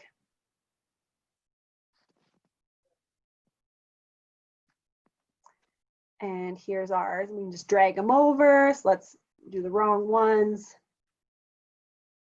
Check. Nope, not going to work. So retry. Now this is one of those, what did I call it? Barriers I talked about earlier. If someone is on a device with a touch screen or a laptop without a mouse and they just use the touch pad, drag and drops are kind of hard to do. They still work, but they're like you have to know how to work your device and they can be really tricky. So that's a barrier that maybe you don't want to do drag and drops, or if you just let people know ahead of time, like, hey, if you can, try and find a computer with mouse to make this work better for you. I think iPhones, it works okay. But like tablets, I think people have struggled a little bit. So we've got our activity there, and you can build in, so different feedback pops up based on their answers. You could have them attempt once, as many times as they want until they get the right answers. So lots of settings you can play with there. To me, I see this as a quick review. Like, hey, you've learned about this. Let's really quick recap. So it's just practice. Doesn't matter if you get it right or wrong. And then the actual assessment comes later. Okay, so let's get back to where we were. Now we have a quiz. So this is our more assessment type. Oh, this was Socrative room code.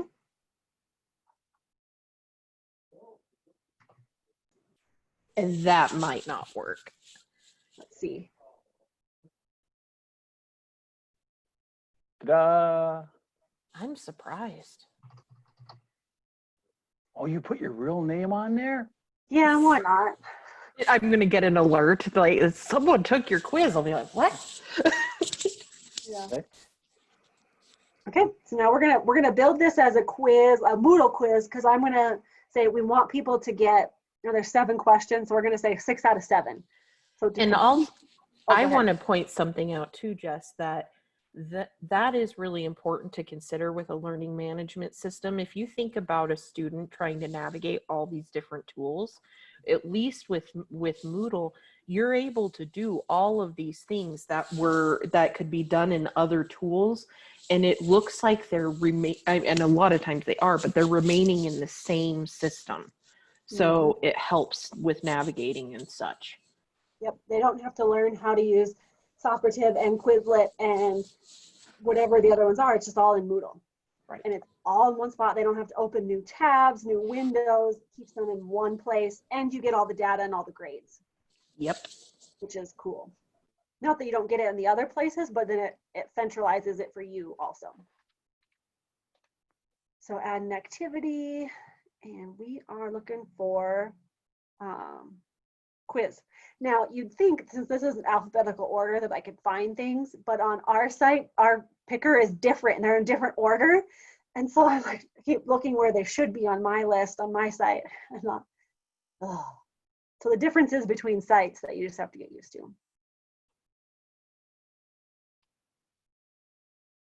Let's call this final quiz. So in a quiz, the description, you want to tell your participants, this is another thing my designers forget to do, tell them the expectations. They'll make this great quiz and put in the settings that they have to get an 80%. When people don't know that, they can't see the settings. So you have to tell people if you want them to get a certain grade. Time to,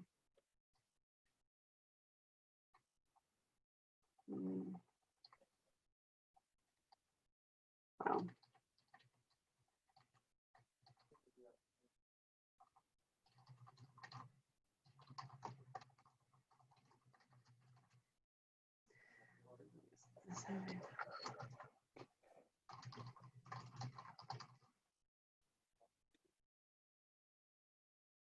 So this is where the settings do matter a little bit more than the other ones. So these you'd want to explore a little bit. The grade part here, so grade to pass. This is points, not percentage, if I'm right. Yes. So let's pretend we're going to do a 4-question quiz. So I'm going to say 3, just a 3 out of 4 to pass. And yeah, all of these are so many things. So kind of the quick things I look at. So layout, I don't want a new question on every page because it's annoying, lots of clicking. Just give me all questions on one page. Question behavior, that's not the one I want. Review options. I don't want them, if I'm going to ask them to get 75%, I don't want them to take them once and then show them all the right answers and they just go back and fill in those answers. I'd rather they look at my feedback and then try again without knowing the right answer as being obvious. So I just uncheck the right answer box. And then activity completion. They must receive a grade and it has to be passing grade, which is the passing grade that I just set above. And it says 3 out of 4.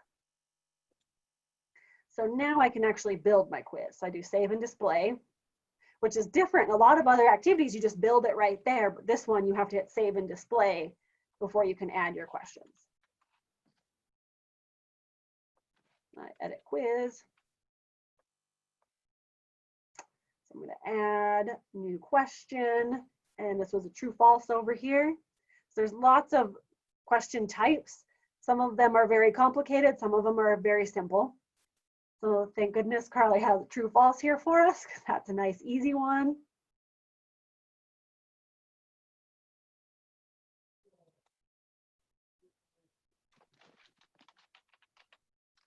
Copy in. I'm just going to call it Q1 as our question name. Default points. Put in, you can type in feedback that no matter what they answer, this is the feedback they get. Or you can have feedback specific to true and feedback specific to false. So you can really customize what they see here.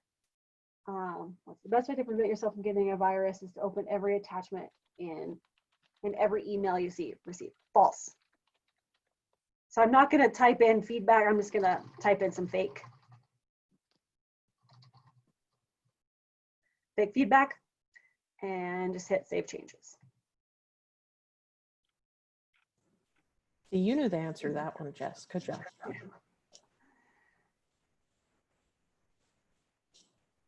Thinking on the other end here. Oh, see, oh, correct answer false. Yes. Okay. So now we have another true false. So we go add new question. So if you've already got quizzes written, like whether it's an in-person thing or on a website, you can, you know, either retype or copy paste like this. So it's a lot of things that you can do in your classroom, you can do online. Might not be perfect. It might not be as great as online, but it's kind of what we have to do sometimes.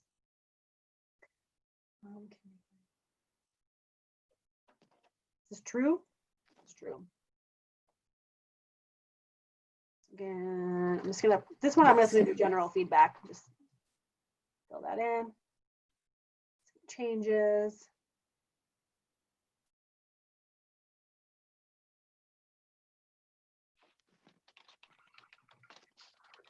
Add another one here.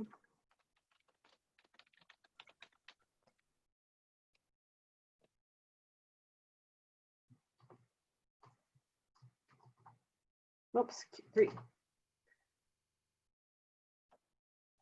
So again, some fake feedback.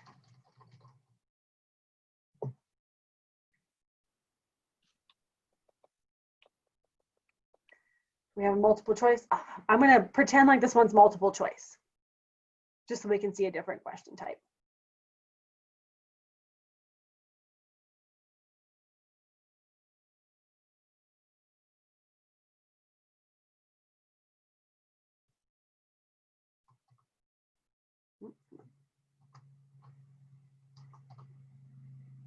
Still copying this, even though this isn't going to be a real, like a legitimate question.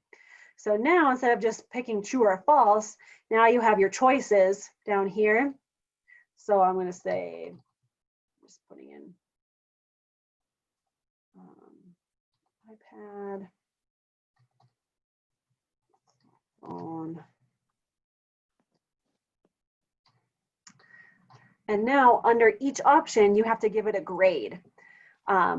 What you don't want to do is give it negative points, because then let's say I'm taking this quiz and I get the first 3 right and I get this one wrong and it's marked as negative 100%, I'm actually going to get a 2 out of 4 instead of 3 out of 4. So if it's the wrong answer, you want to leave it at none. Unless it's, I guess, some kind of crazy high stakes and you want people to be like deducted extra for getting it wrong. And then whatever the right answer is, you'll mark with 100%. Now, if multiple are right, you can do 50% on each question. But I'm just going to pretend iPad is the right answer and put 100% there. Just what we do sometimes, which throws us off, is when you use multiple choices. We can have multiple correct answers.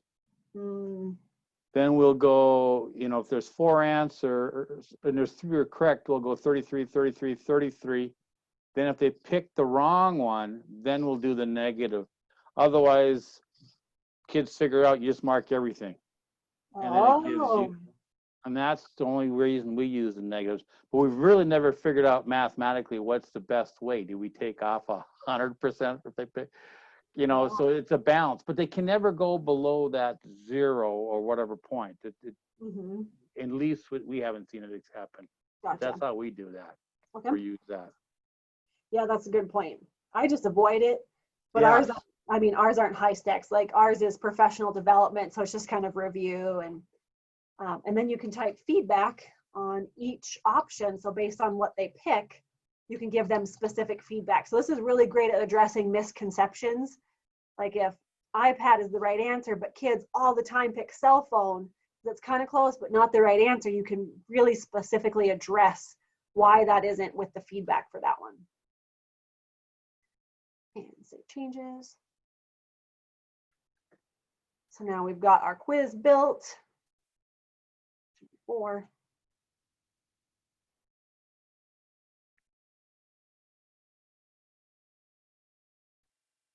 Now there's other settings on quiz I would normally go through, but for the sake of time, I'm just leaving it like that. So now we've transferred our first section. It took us what, like an hour to do our first section? But even though that takes a little bit longer, you get faster as you do it more. Plus, you know your own content. Like I'm using content that I don't know very well, so it's a little harder. But then, like I said, it pays dividends in the end. So what I want to do now is give all of you, so we've got an hour left. Let's do about half an hour. And I want you to try and build one yourself. You can use the link to Carly's site, or you can use one of your own. It's totally fine. And then in your own sandbox in this mountain moot, build an activity or two. If you get 1 done, that's awesome. If you get 5 done, even better. There's no right or wrong answer here. And then we're going to take the last half hour to kind of share and talk about why we used it, or ask questions like, hey, I used a page here, but I don't think it's the right one, you know, and talk through those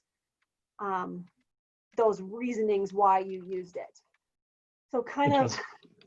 Jessica, I have a question because I was kind of playing in the background and messing around with WooClap a little bit.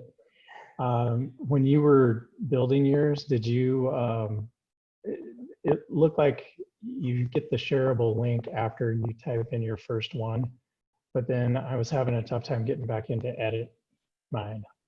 If I wanted to go in and edit it once I kind of used it and released it. Once you release it, are you done, or do you have to start over? Yeah. No, the WooClap, they're kind of tricky. I'm just learning and playing with WooClaps. So you can go back in and edit it. So let's go back to, where am I here? Oh, I had it open over there. So like the WooClap we made, let me turn editing. Oh, editing is on. So you can click back into it.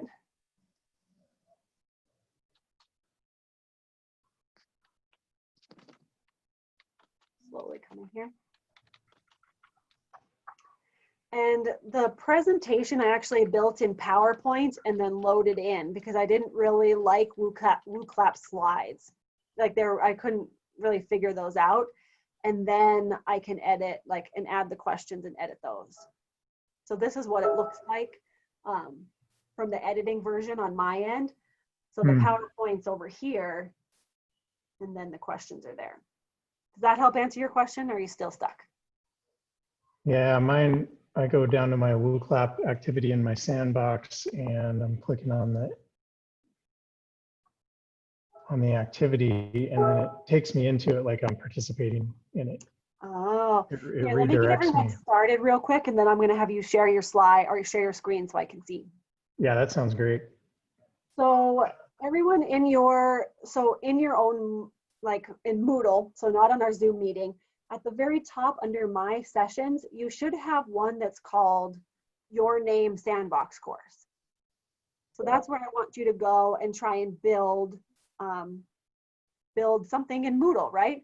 I suggest working from Carly's Weebly unless you have your own website or your own content somewhere that you want to try to use so that you can have it for later and have something usable for you. But I have the link to the cybersecurity WooClap in our during the session section.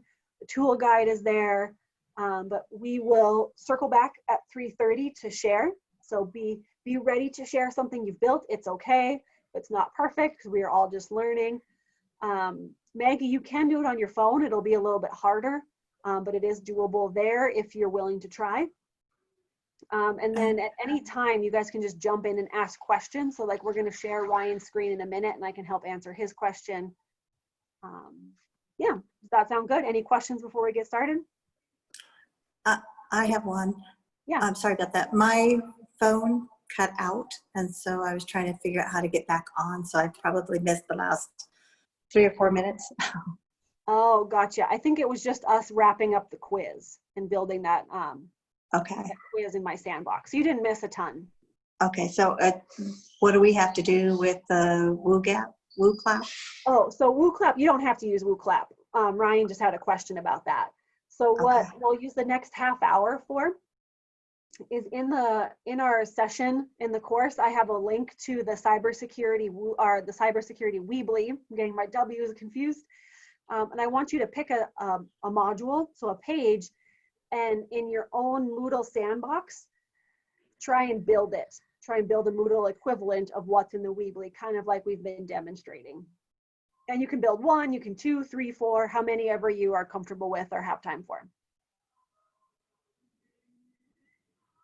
All right, Ryan, let me make sure it's sharing is, so I'm going to stop share. I was just reading that the governor is requiring, there's a statewide mandate for masks right now that just came out. Oh, really? in the last 10 minutes. Wow. Last I talked, because Carly and I work with the wife of the governor's lawyer. It sounds convoluted, but I guess a couple weeks ago, it didn't sound like they were going to do that, but I was wondering if it was going to happen. I think we've seen enough growth in a short amount of time. Oh. But Ryan, I think you can share your screen now so we can look at that woo clap. And the rest of you, you can start building and we'll share out in a little bit.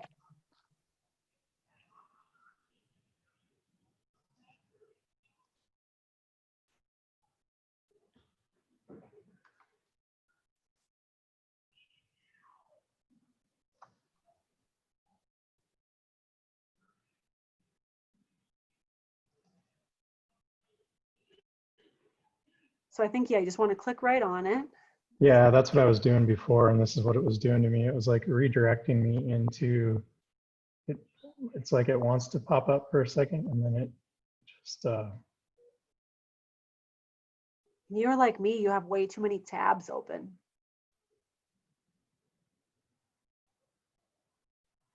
yeah, I was being a bad listener. It was like I was sitting in your yeah, I was sitting in the back of the room by the door, waiting in your session. So I was also browsing at the same time.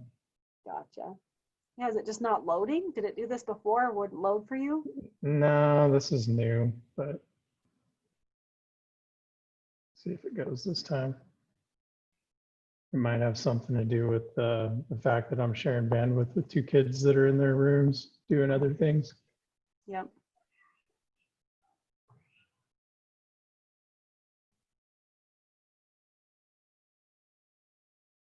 Yeah, I was going back and forth on it. I got the word cloud thing to pop up and then I was able to participate, but then I wanted to go back in and edit it and I was having a tough time getting back in. But Yeah, now you should be able who to. knows? So let me, Who knows what's going on? oh, there it is. Well, Yeah. this is one of my other, this is one of the many times that I've clicked on it here and we'll see what's going on.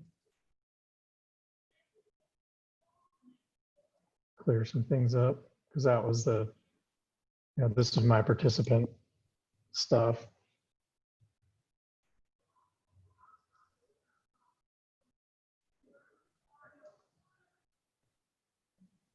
I don't know why it's not going right now. Yeah, we're waiting. I did find WooClap kind of hard to navigate and figure out. And Carly and I were kind of at a point yesterday where we're like, we're not doing it.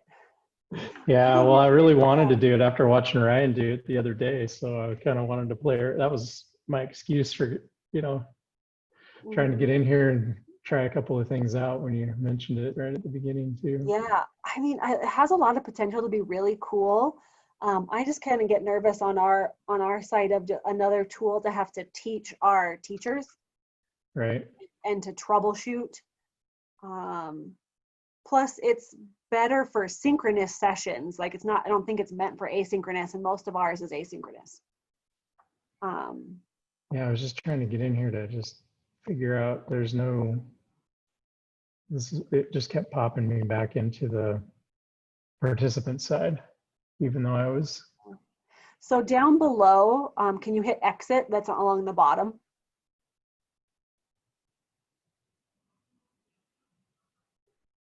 So a little bit to the left.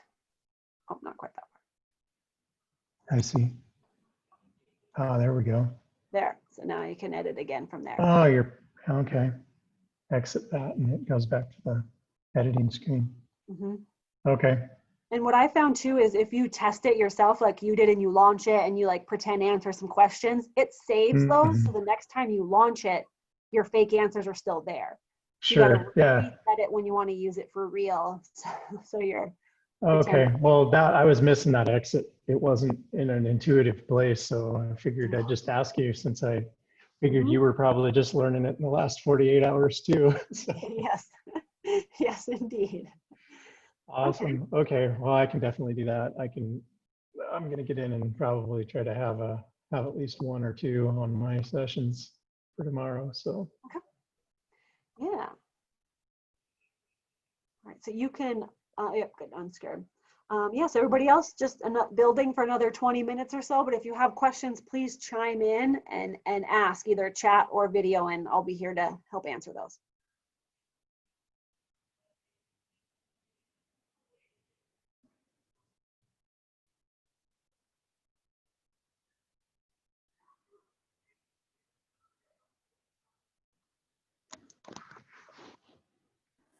Okay, hi, Jessica. Okay, this is Maggie again. Yes. Sorry about that.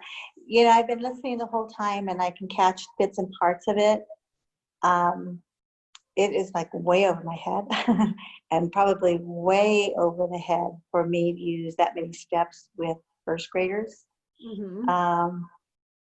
So I don't know. I know you want us to kind of try and build it and kind of use inside of the Moodle, but it's like, I don't even know where to start. And I know I've been listening to where you, but I'm even having a hard time maneuvering through to log on without going to Gmail and go back to my link. And yeah, on your phone it's got to be hard too when you're not on computer.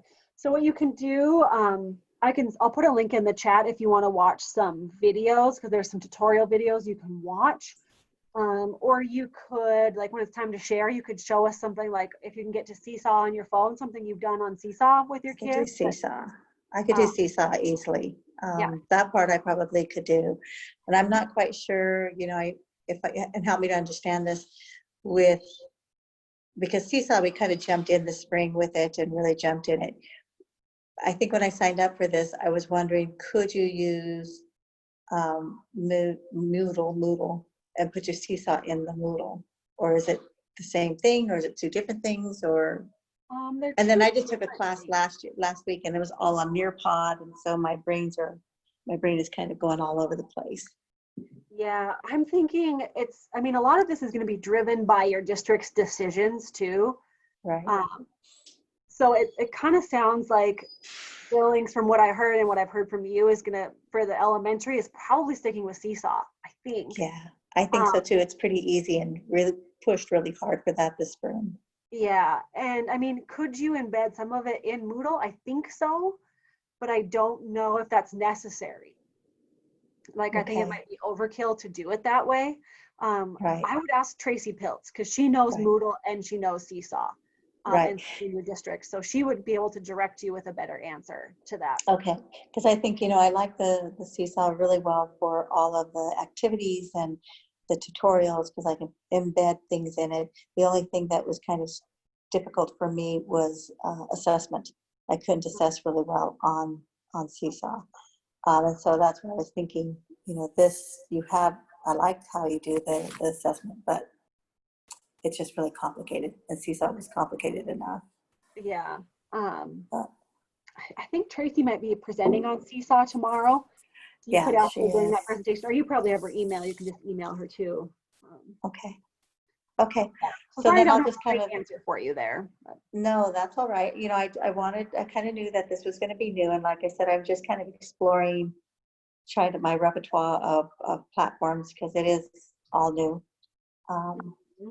So I'll try and see if I can share on my phone. Seesaw. Okay. Okay. Thanks.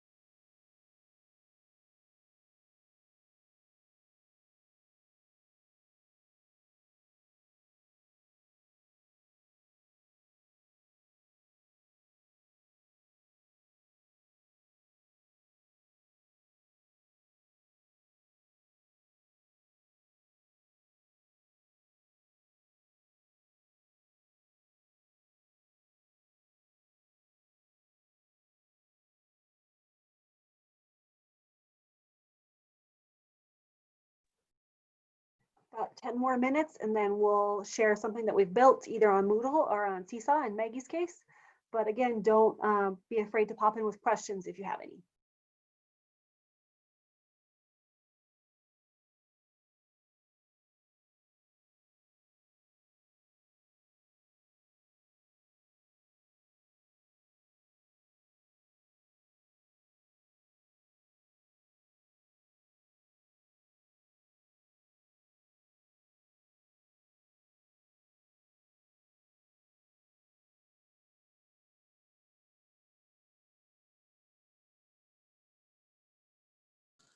So I have a question, Jess. When creating a quiz, is there ever a way to set it to percentage versus the points? So I know with some learning management systems, you're able to specify. So I just didn't know if that was something you've ever seen with Moodle. Not that I've seen, and I always get that setting confused. And I have to test it every time because I doubt myself whether it is points or percentage. Right. Okay. And I always have to double check and take the quiz as a student to see. But that's such an easy thing to mess up because it's not clear. I don't think it tells you. I know that one thing we used to be able to do in D2L Brightspace is we could make, oh gosh, it was also almost like custom grading scales. And so then what would happen is when, so you could make like a customized grading scale. We had some, especially in higher ed, where like some courses a 92 to 100 is an A. And then, 85 to 92 is a B or whatever. So you could set the grading scale, and then when you would go into the actual graded item, you could choose from the drop down what grading scale you were going to use. So I wonder if it's something like that. Like by default, it's points, but otherwise there might be a grading scale setting. But or maybe anybody else on the call, if you've had any experience with that. I wish Dave was still here because he could probably answer that a little bit better. Did Dave leave? Yeah, he messaged me that he had another meeting. Darn it, Like, Dave. you're just trying to get out of showing your work, Dave. Yeah, exactly. And he's like, I'm not doing this for OPI renewal units. So there is custom scales you can set on Moodle. Okay. Grades, Okay. but we don't do that because we don't give letter grades for our Right. PD, right? Because it's just like professional development, it's pass fail. Right. But you can set it site-wide. And I know that most elementaries, or not elementaries, K-12 and universities that use it do that. Okay. Have either one standard or options, but I don't know how that carries through down to the quiz. Gotcha. Let me just look at the settings really quick and I'll get back to you. Okay.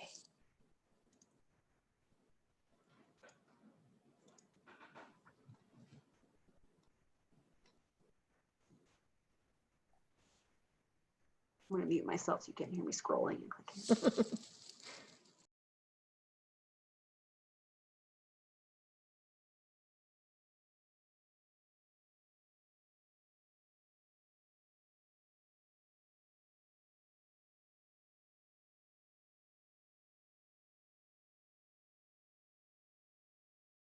Oh, one interesting thing about this theme is, if anyone else is still listening, this is kind of helpful.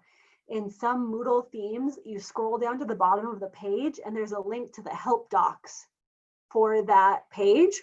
So like if you're building a quiz, you scroll down, there's a link to Moodle help docs and it takes you to a tutorial for quizzes on Moodle, but this theme doesn't have it. So I'll put a link for their documentation in the chat. But that's cool that that's a theme.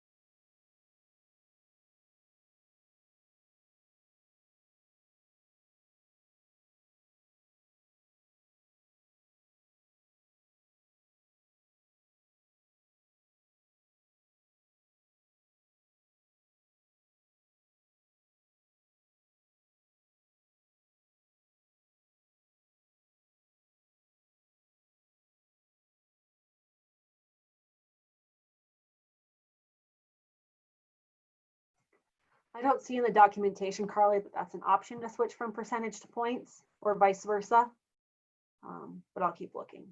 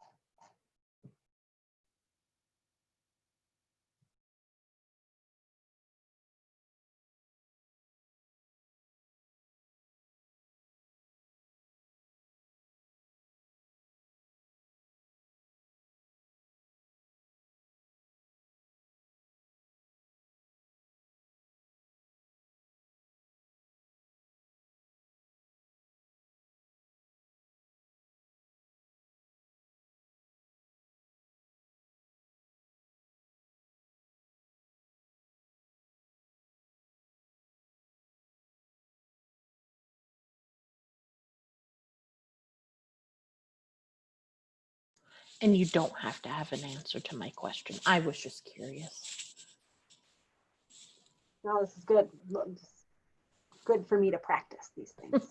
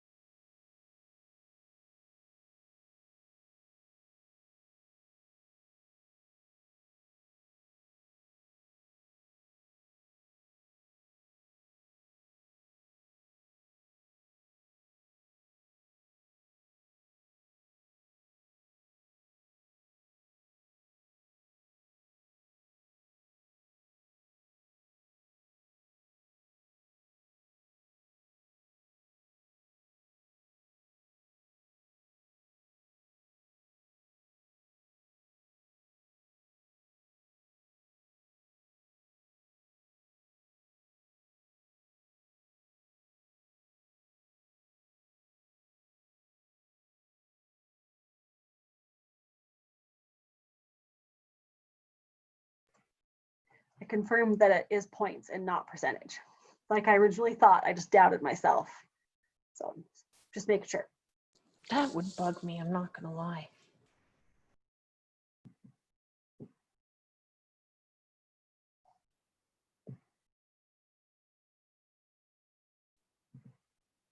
All right, about 2 more minutes, so wrap up whatever you're building and please be ready to share or at least send a link so we can check things out. But if you built it in your sandbox, we have to have guest access. If you don't want to share your screen, we have to somehow give us access so we can look at it.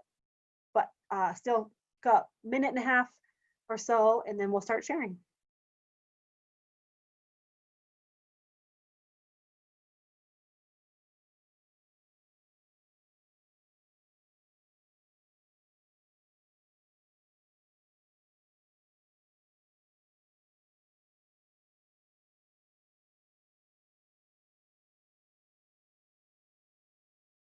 This is interesting and must be part of their custom Moodle. You can type information for the person grading and give them directions too. Huh. I feel like I've seen that other places, like on specific checklists and rubrics, but not, are you in a quiz? Yeah, Huh. Cool. and it was an essay question, so.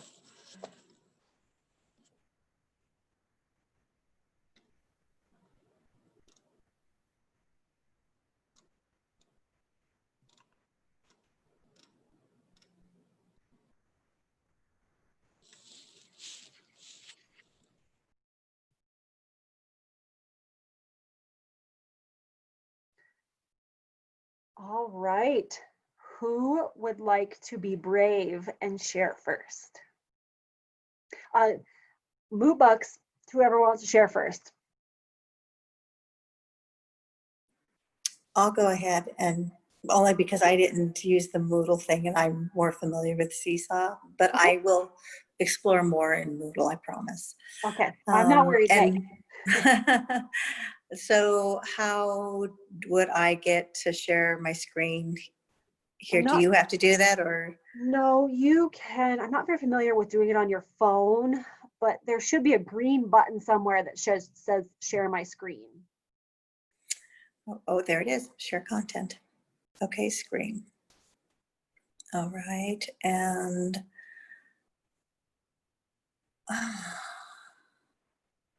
it's not showing me Seesaw. So let's go some, there we go. Okay. Screen, can you see that? Not yet. Oops, here, let me get back to it. Come on, there we go. Screen, Zoom, start broadcast. So I don't think that's it. Is that, can you see it? Yes, well, we see everything on your screen, including notifications, will be recorded. You are- Okay, so let me go here to Seesaw. Okay, so on Seesaw, we can do all sorts of different things. Let me get I'm to going to my. pause you my for just library. 1 second really quick. Just make Okay. sure you don't show us any student names. Okay, all right, that sounds good. I won't do it. So this right here is basically the Seesaw, and I can either, when I'm building up activities, I could either go from my library, the school or district, if teachers want to share and collaborate ideas and strategies, or I can go to community, which means everyone has built something. And then when you look down below where it says Easter Geometry, Go Math, I can make my own collections.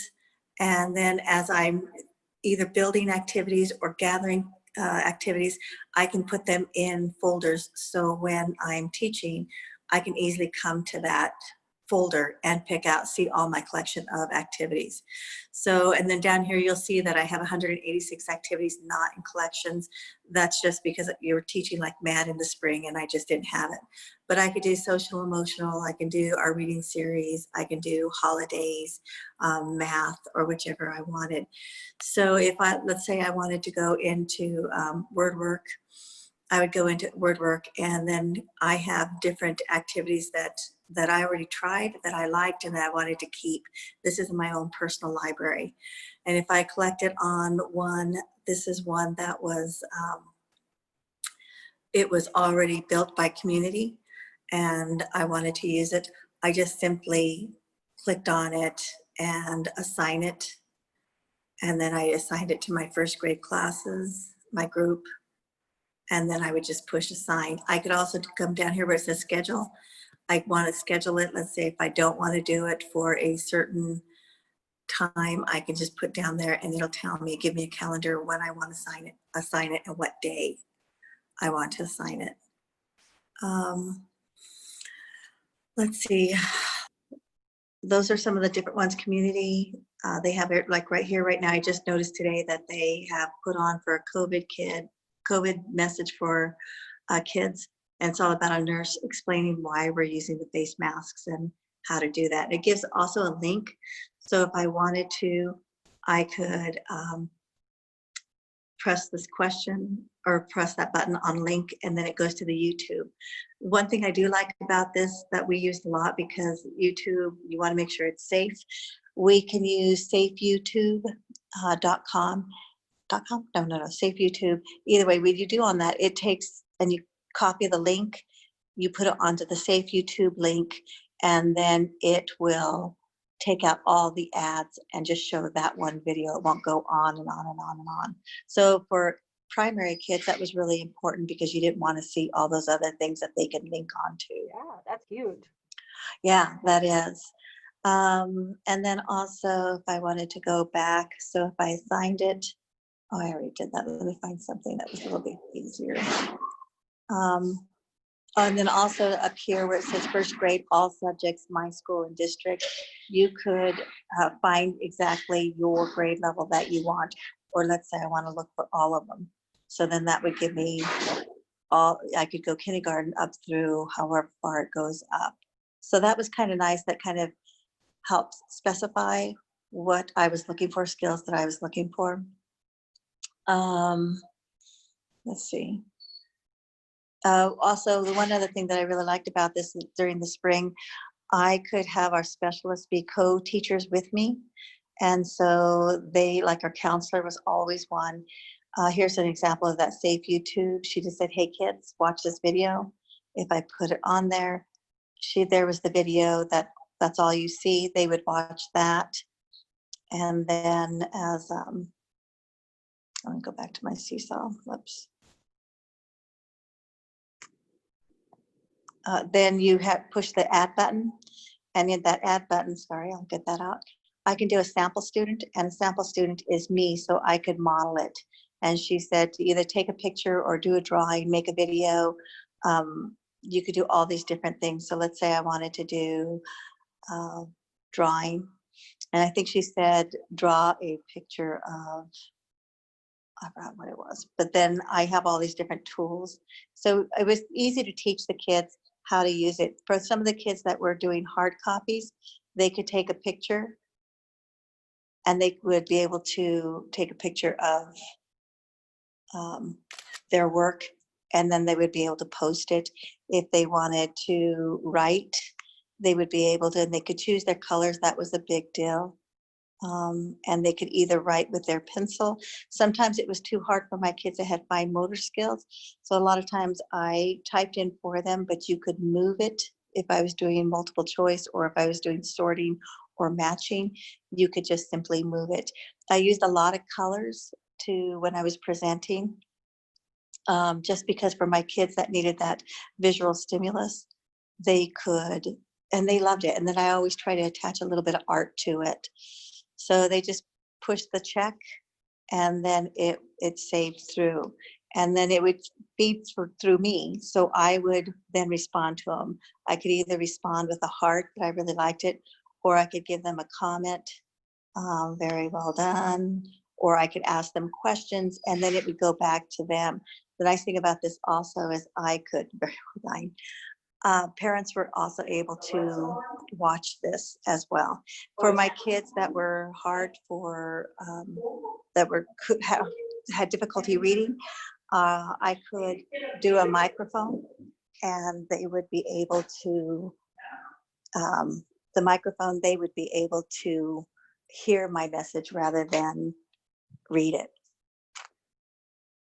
So That's cool. I've explored a little bit with Seesaw, and Tracy teaches a course on our Moodle about how to use Seesaw, which is funny. Moodle teaches you how to use Seesaw, but I think it's, for elementary, it's so hard of what tool to use. And I was part of some conversations at like the height of, schools being closed about what was the best. Like I was on a group of elementary Google Classroom users.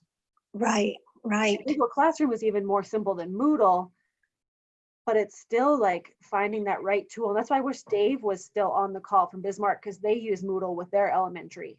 Oh, do they? That would have been interesting. Yeah, shed some light on that too. But the one other thing they did is on it, you could tag your skills on it, your standards. So they, our district put the standards there, and then I could just click on the standard that I thought, and then I could give them a quick little grade on that. And then it would save it for them. So when I'm going back and looking at their folders, I could click on their folders and see what they did. That's awesome. I love that standards-based anything is like, when you can do that, that's phenomenal. Yeah. So it was easy, and it was really hard because we went so fast into online learning for some of my kids, and parents were overwhelmed because they were trying to work themselves, and they had multiple kids, and everyone was kind of doing something different. Yeah. So what I tried to do was to make sure that I gave an auditory direction, a visual directions, and then when we met on Zoom, we would go through all of it. So they knew I would do the lesson and then I would assign them their activity. And the parents really liked it. It was helpful. A lot of the parents would read the comments then and they would either go back. So they weren't actually having to do the teaching, but they could go back and see what their kids were doing and help them with that. So they were appreciative of that. Okay, thank you. Oh, thanks, Maggie. That's exciting. Yeah. All right, so I Okay, have now I just have to send it back to you, right? yeah. Okay, stop share. There you go. Yeah, you are so proficient. Like, I am just impressed that you're doing all of this on your phone. Oh, trust me, it's a little bit trying. All right, anyone else want to share? Ryan, Steve, or Carly? Or Daphne? I don't know, Daphne, if you're doing it too. And how many moot coins would you like me to give Maggie? Ooh, I don't know. I don't know if we have a cap, but she's got a lot right now. Okay. Okay. Yeah. I'll tell you afterwards. Okay. I gotta figure out if I have a cap of how many I can give out. That's true. We don't really know that. Ryan or Steve, do you have anything you want to share?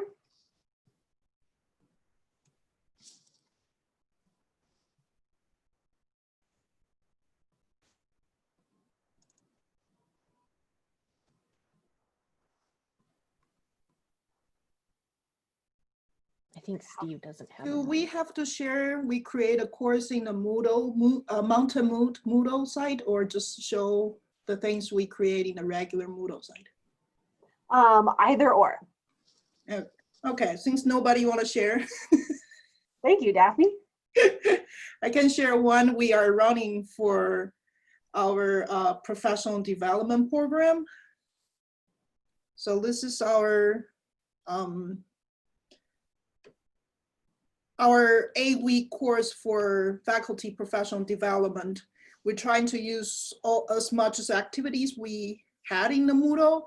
So you could see here is all the activities we utilize in this course. And we try to use as much as for that purpose, not just for using it. And also you could see we use a lot of labels to sectioning up each modules. Yeah, I like that. And this is our older version for the course. We probably have this course, I think around like 2018, 2017. This is our kind of like one of our version. And good, sorry to interrupt, but this is a really good example for others who are looking to move on to Moodle. Because a full year course with your students, or even a semester long course, you're going to get to have quite a lot of content like this. So the organization that you have here is a really good example for others to have when creating their own. So I like that. Thank you. So we do have some activity here, so they have to fill up the quiz first, and then they can have the options too. Also, this is not very sharp here, but I can show you our latest version, which is, this is our latest version. And we not only use the label, we also use so-called auto link to remind the student doing something.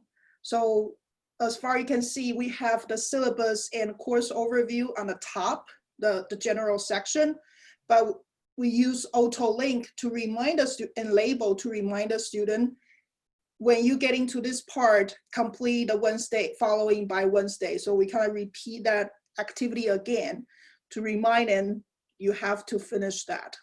Yeah. So I think auto link and label is really helpful for give the student a clue or a reminder to help them stay with what they're supposed to do every time.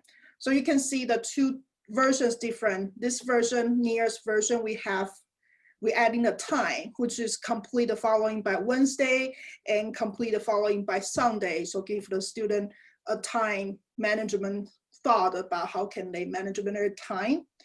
And we also have like this one, particular this one, this is actually a label. looks like an activity, but it is a label to remind a student, reply 2 of your colleague in the introduction form on the end of the Sunday. That's clever. I like that idea. So you could see we can like get a little bit different. We did every, I think every year we did a little bit different things to try see how we have and see how we can do it. Yeah. So that's a little bit the course I have here. Nice. Thank you for sharing. You're welcome. And it looks like Steve said tough to share, interact, being restricted to chat. That's all right. I just hope you got some practice in there. Steve got to build a little bit so you can get some experience. Carly or Ryan, did either of you have anything you want to share? Well, I was messing around in WooClap if anybody's interested in seeing Yeah, let's what see I your was recap. able to get. So I just tried a couple of different ones. It's all new to me, so I wanted to give it a try, and I want to make sure that I try it tomorrow during my presentation. So go to the screen share here.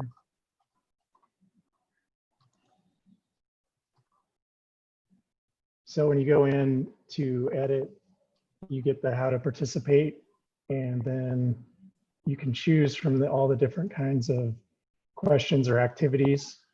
And I haven't tried them all. You can see the 4 that I tried. There's the word cloud, which is the one that you tried out with us. Let me see. I don't even know. I can't remember what the little icon means on all of them. So I'll just cheat. There's the poll. And then this one is an open question. And then the other one is, I think it's prioritization. Yeah, prioritization. So I just tried a couple of different ones here. And as you showed at the beginning, when you click the start on how to participate, it gives you the link that pops up to show people how to get in and how to connect. And then they just show up in order of what you had set up. So there's my word cloud that I went in and did a sample for myself just to try it out. And that's where I got stuck when I was talking to you earlier. I couldn't figure out how to get out of that link. Yeah. And so what I ended up learning there from you was that I can get out of it by clicking that exit at the bottom. Let me let that come up. Yeah, you have to like hover down over that bottom. It's not very intuitive. So when you click exit, you can go back in and re-edit, and you can start at any point in here. So what I'm thinking about doing in mine is not having that open the whole time, but have a WooClap created, and then I'll have some slides, Google Slides or something like that, that I'll kind of navigate back and forth from, and encourage people to have 2 tabs open. Since I'm going to be presenting live, this is a little different than different use of Moodle to present live with anyway. So you want to rethink that strategy, of course, if you were doing an asynchronous class of some sort this way. But I can go back in there and start and I think Ryan did one of these the other day when he was showing us how to use this, where you can supply a certain number. I still have to figure out how to do the points that you allow. Oh, I have to have some sort of point system here that you can do. And I'm in on my side now, so I haven't tried this one out. I wanted to do one just to try it the way he did it the other day, where he said use 100 points to rate your favorite this or your, whatever you're trying to provide some weight to. Yeah, But when I was testing this yesterday, I had to, I was building it on my computer, and then on my cell phone, I was in as a participant. So when I try and join from my computer, it kept thinking I was in the administrator and wouldn't let me actually participate. So I couldn't see what it looked like, or have a different browser or something. Yeah. That's what I was getting. I just started this one while I was listening to the rest, so I'm not sure how to provide the points for this one. It might just be automatically out of 100. Yeah. Yeah, it looks like that's the example that it's showing over here. Yeah. Anyway, I'm just learning. I'm just learning it myself. First time I've seen it and tried it, but I like the idea of having couple of different options. So And one thing I learned from Mike and Jason, if you cancel out of that or hit save, you can change the code. So up at the top, participate at, and it has your woo clap and your code. You can change your code to be anything you want. So Mike and Jason had changed theirs to, like, what was it, Carly? Funksters or some kind of funny they had put there instead of random letters and numbers. So it's just easier for people to type in, which I thought was cool that you could customize that. yeah, they're kind of nerds that way. They are. they're not here. I No, can they're talk not here. about We can make fun of them. It's okay. They would embrace it. They'd be fine. them. I know. Hopefully they'd call me the same thing, but That's funny. great. Well, I just wanted to try it. So Oh, there that's you great. go. Carly, anything for you, or should we wrap up? I literally was just building based off of my old course, and so it's nothing fancy. You can Does that bring totally back move good on. memories? It brought back PTSD of doing my graduate studies while working. You know, it's we've probably all done that, and it's not Yep. it's not fun to be working and family and doing graduate studies all at the same time. Oh yes. So Okay. Well, let's just kind of, let me share my screen again. So final thoughts. I know it was different than I envisioned with such a small group, but I think it worked out okay. It was something new. The conference organizers needed another session, so I jumped in on this one last minute to kind of help out and have another option for everyone. But I hope those of you that attended had good opportunity to, explore some Moodle tools and see, what was there. So as we wrap up, I'd appreciate back in the course if you could fill out the evaluation, give me some feedback so I can learn and grow, do better next time. And then if you are a licensed Montana teacher, you can do the OPI renewal unit form. So you can get some credits for that towards renewing your license. So thanks everyone. We're done 8 minutes early, so we're doing good here. I'll stay on if you have questions, anything Moodle or site management, anything like that. I'm more than happy to help answer some of those questions. So thanks everyone. You can log off if you want. Otherwise, I'm here for questions.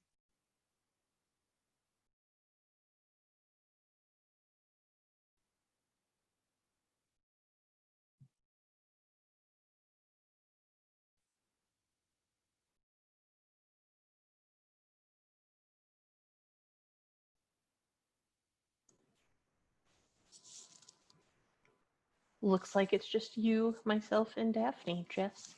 Yeah. Would Okay, you I'm like going me? to stop recording here? Yeah. And I just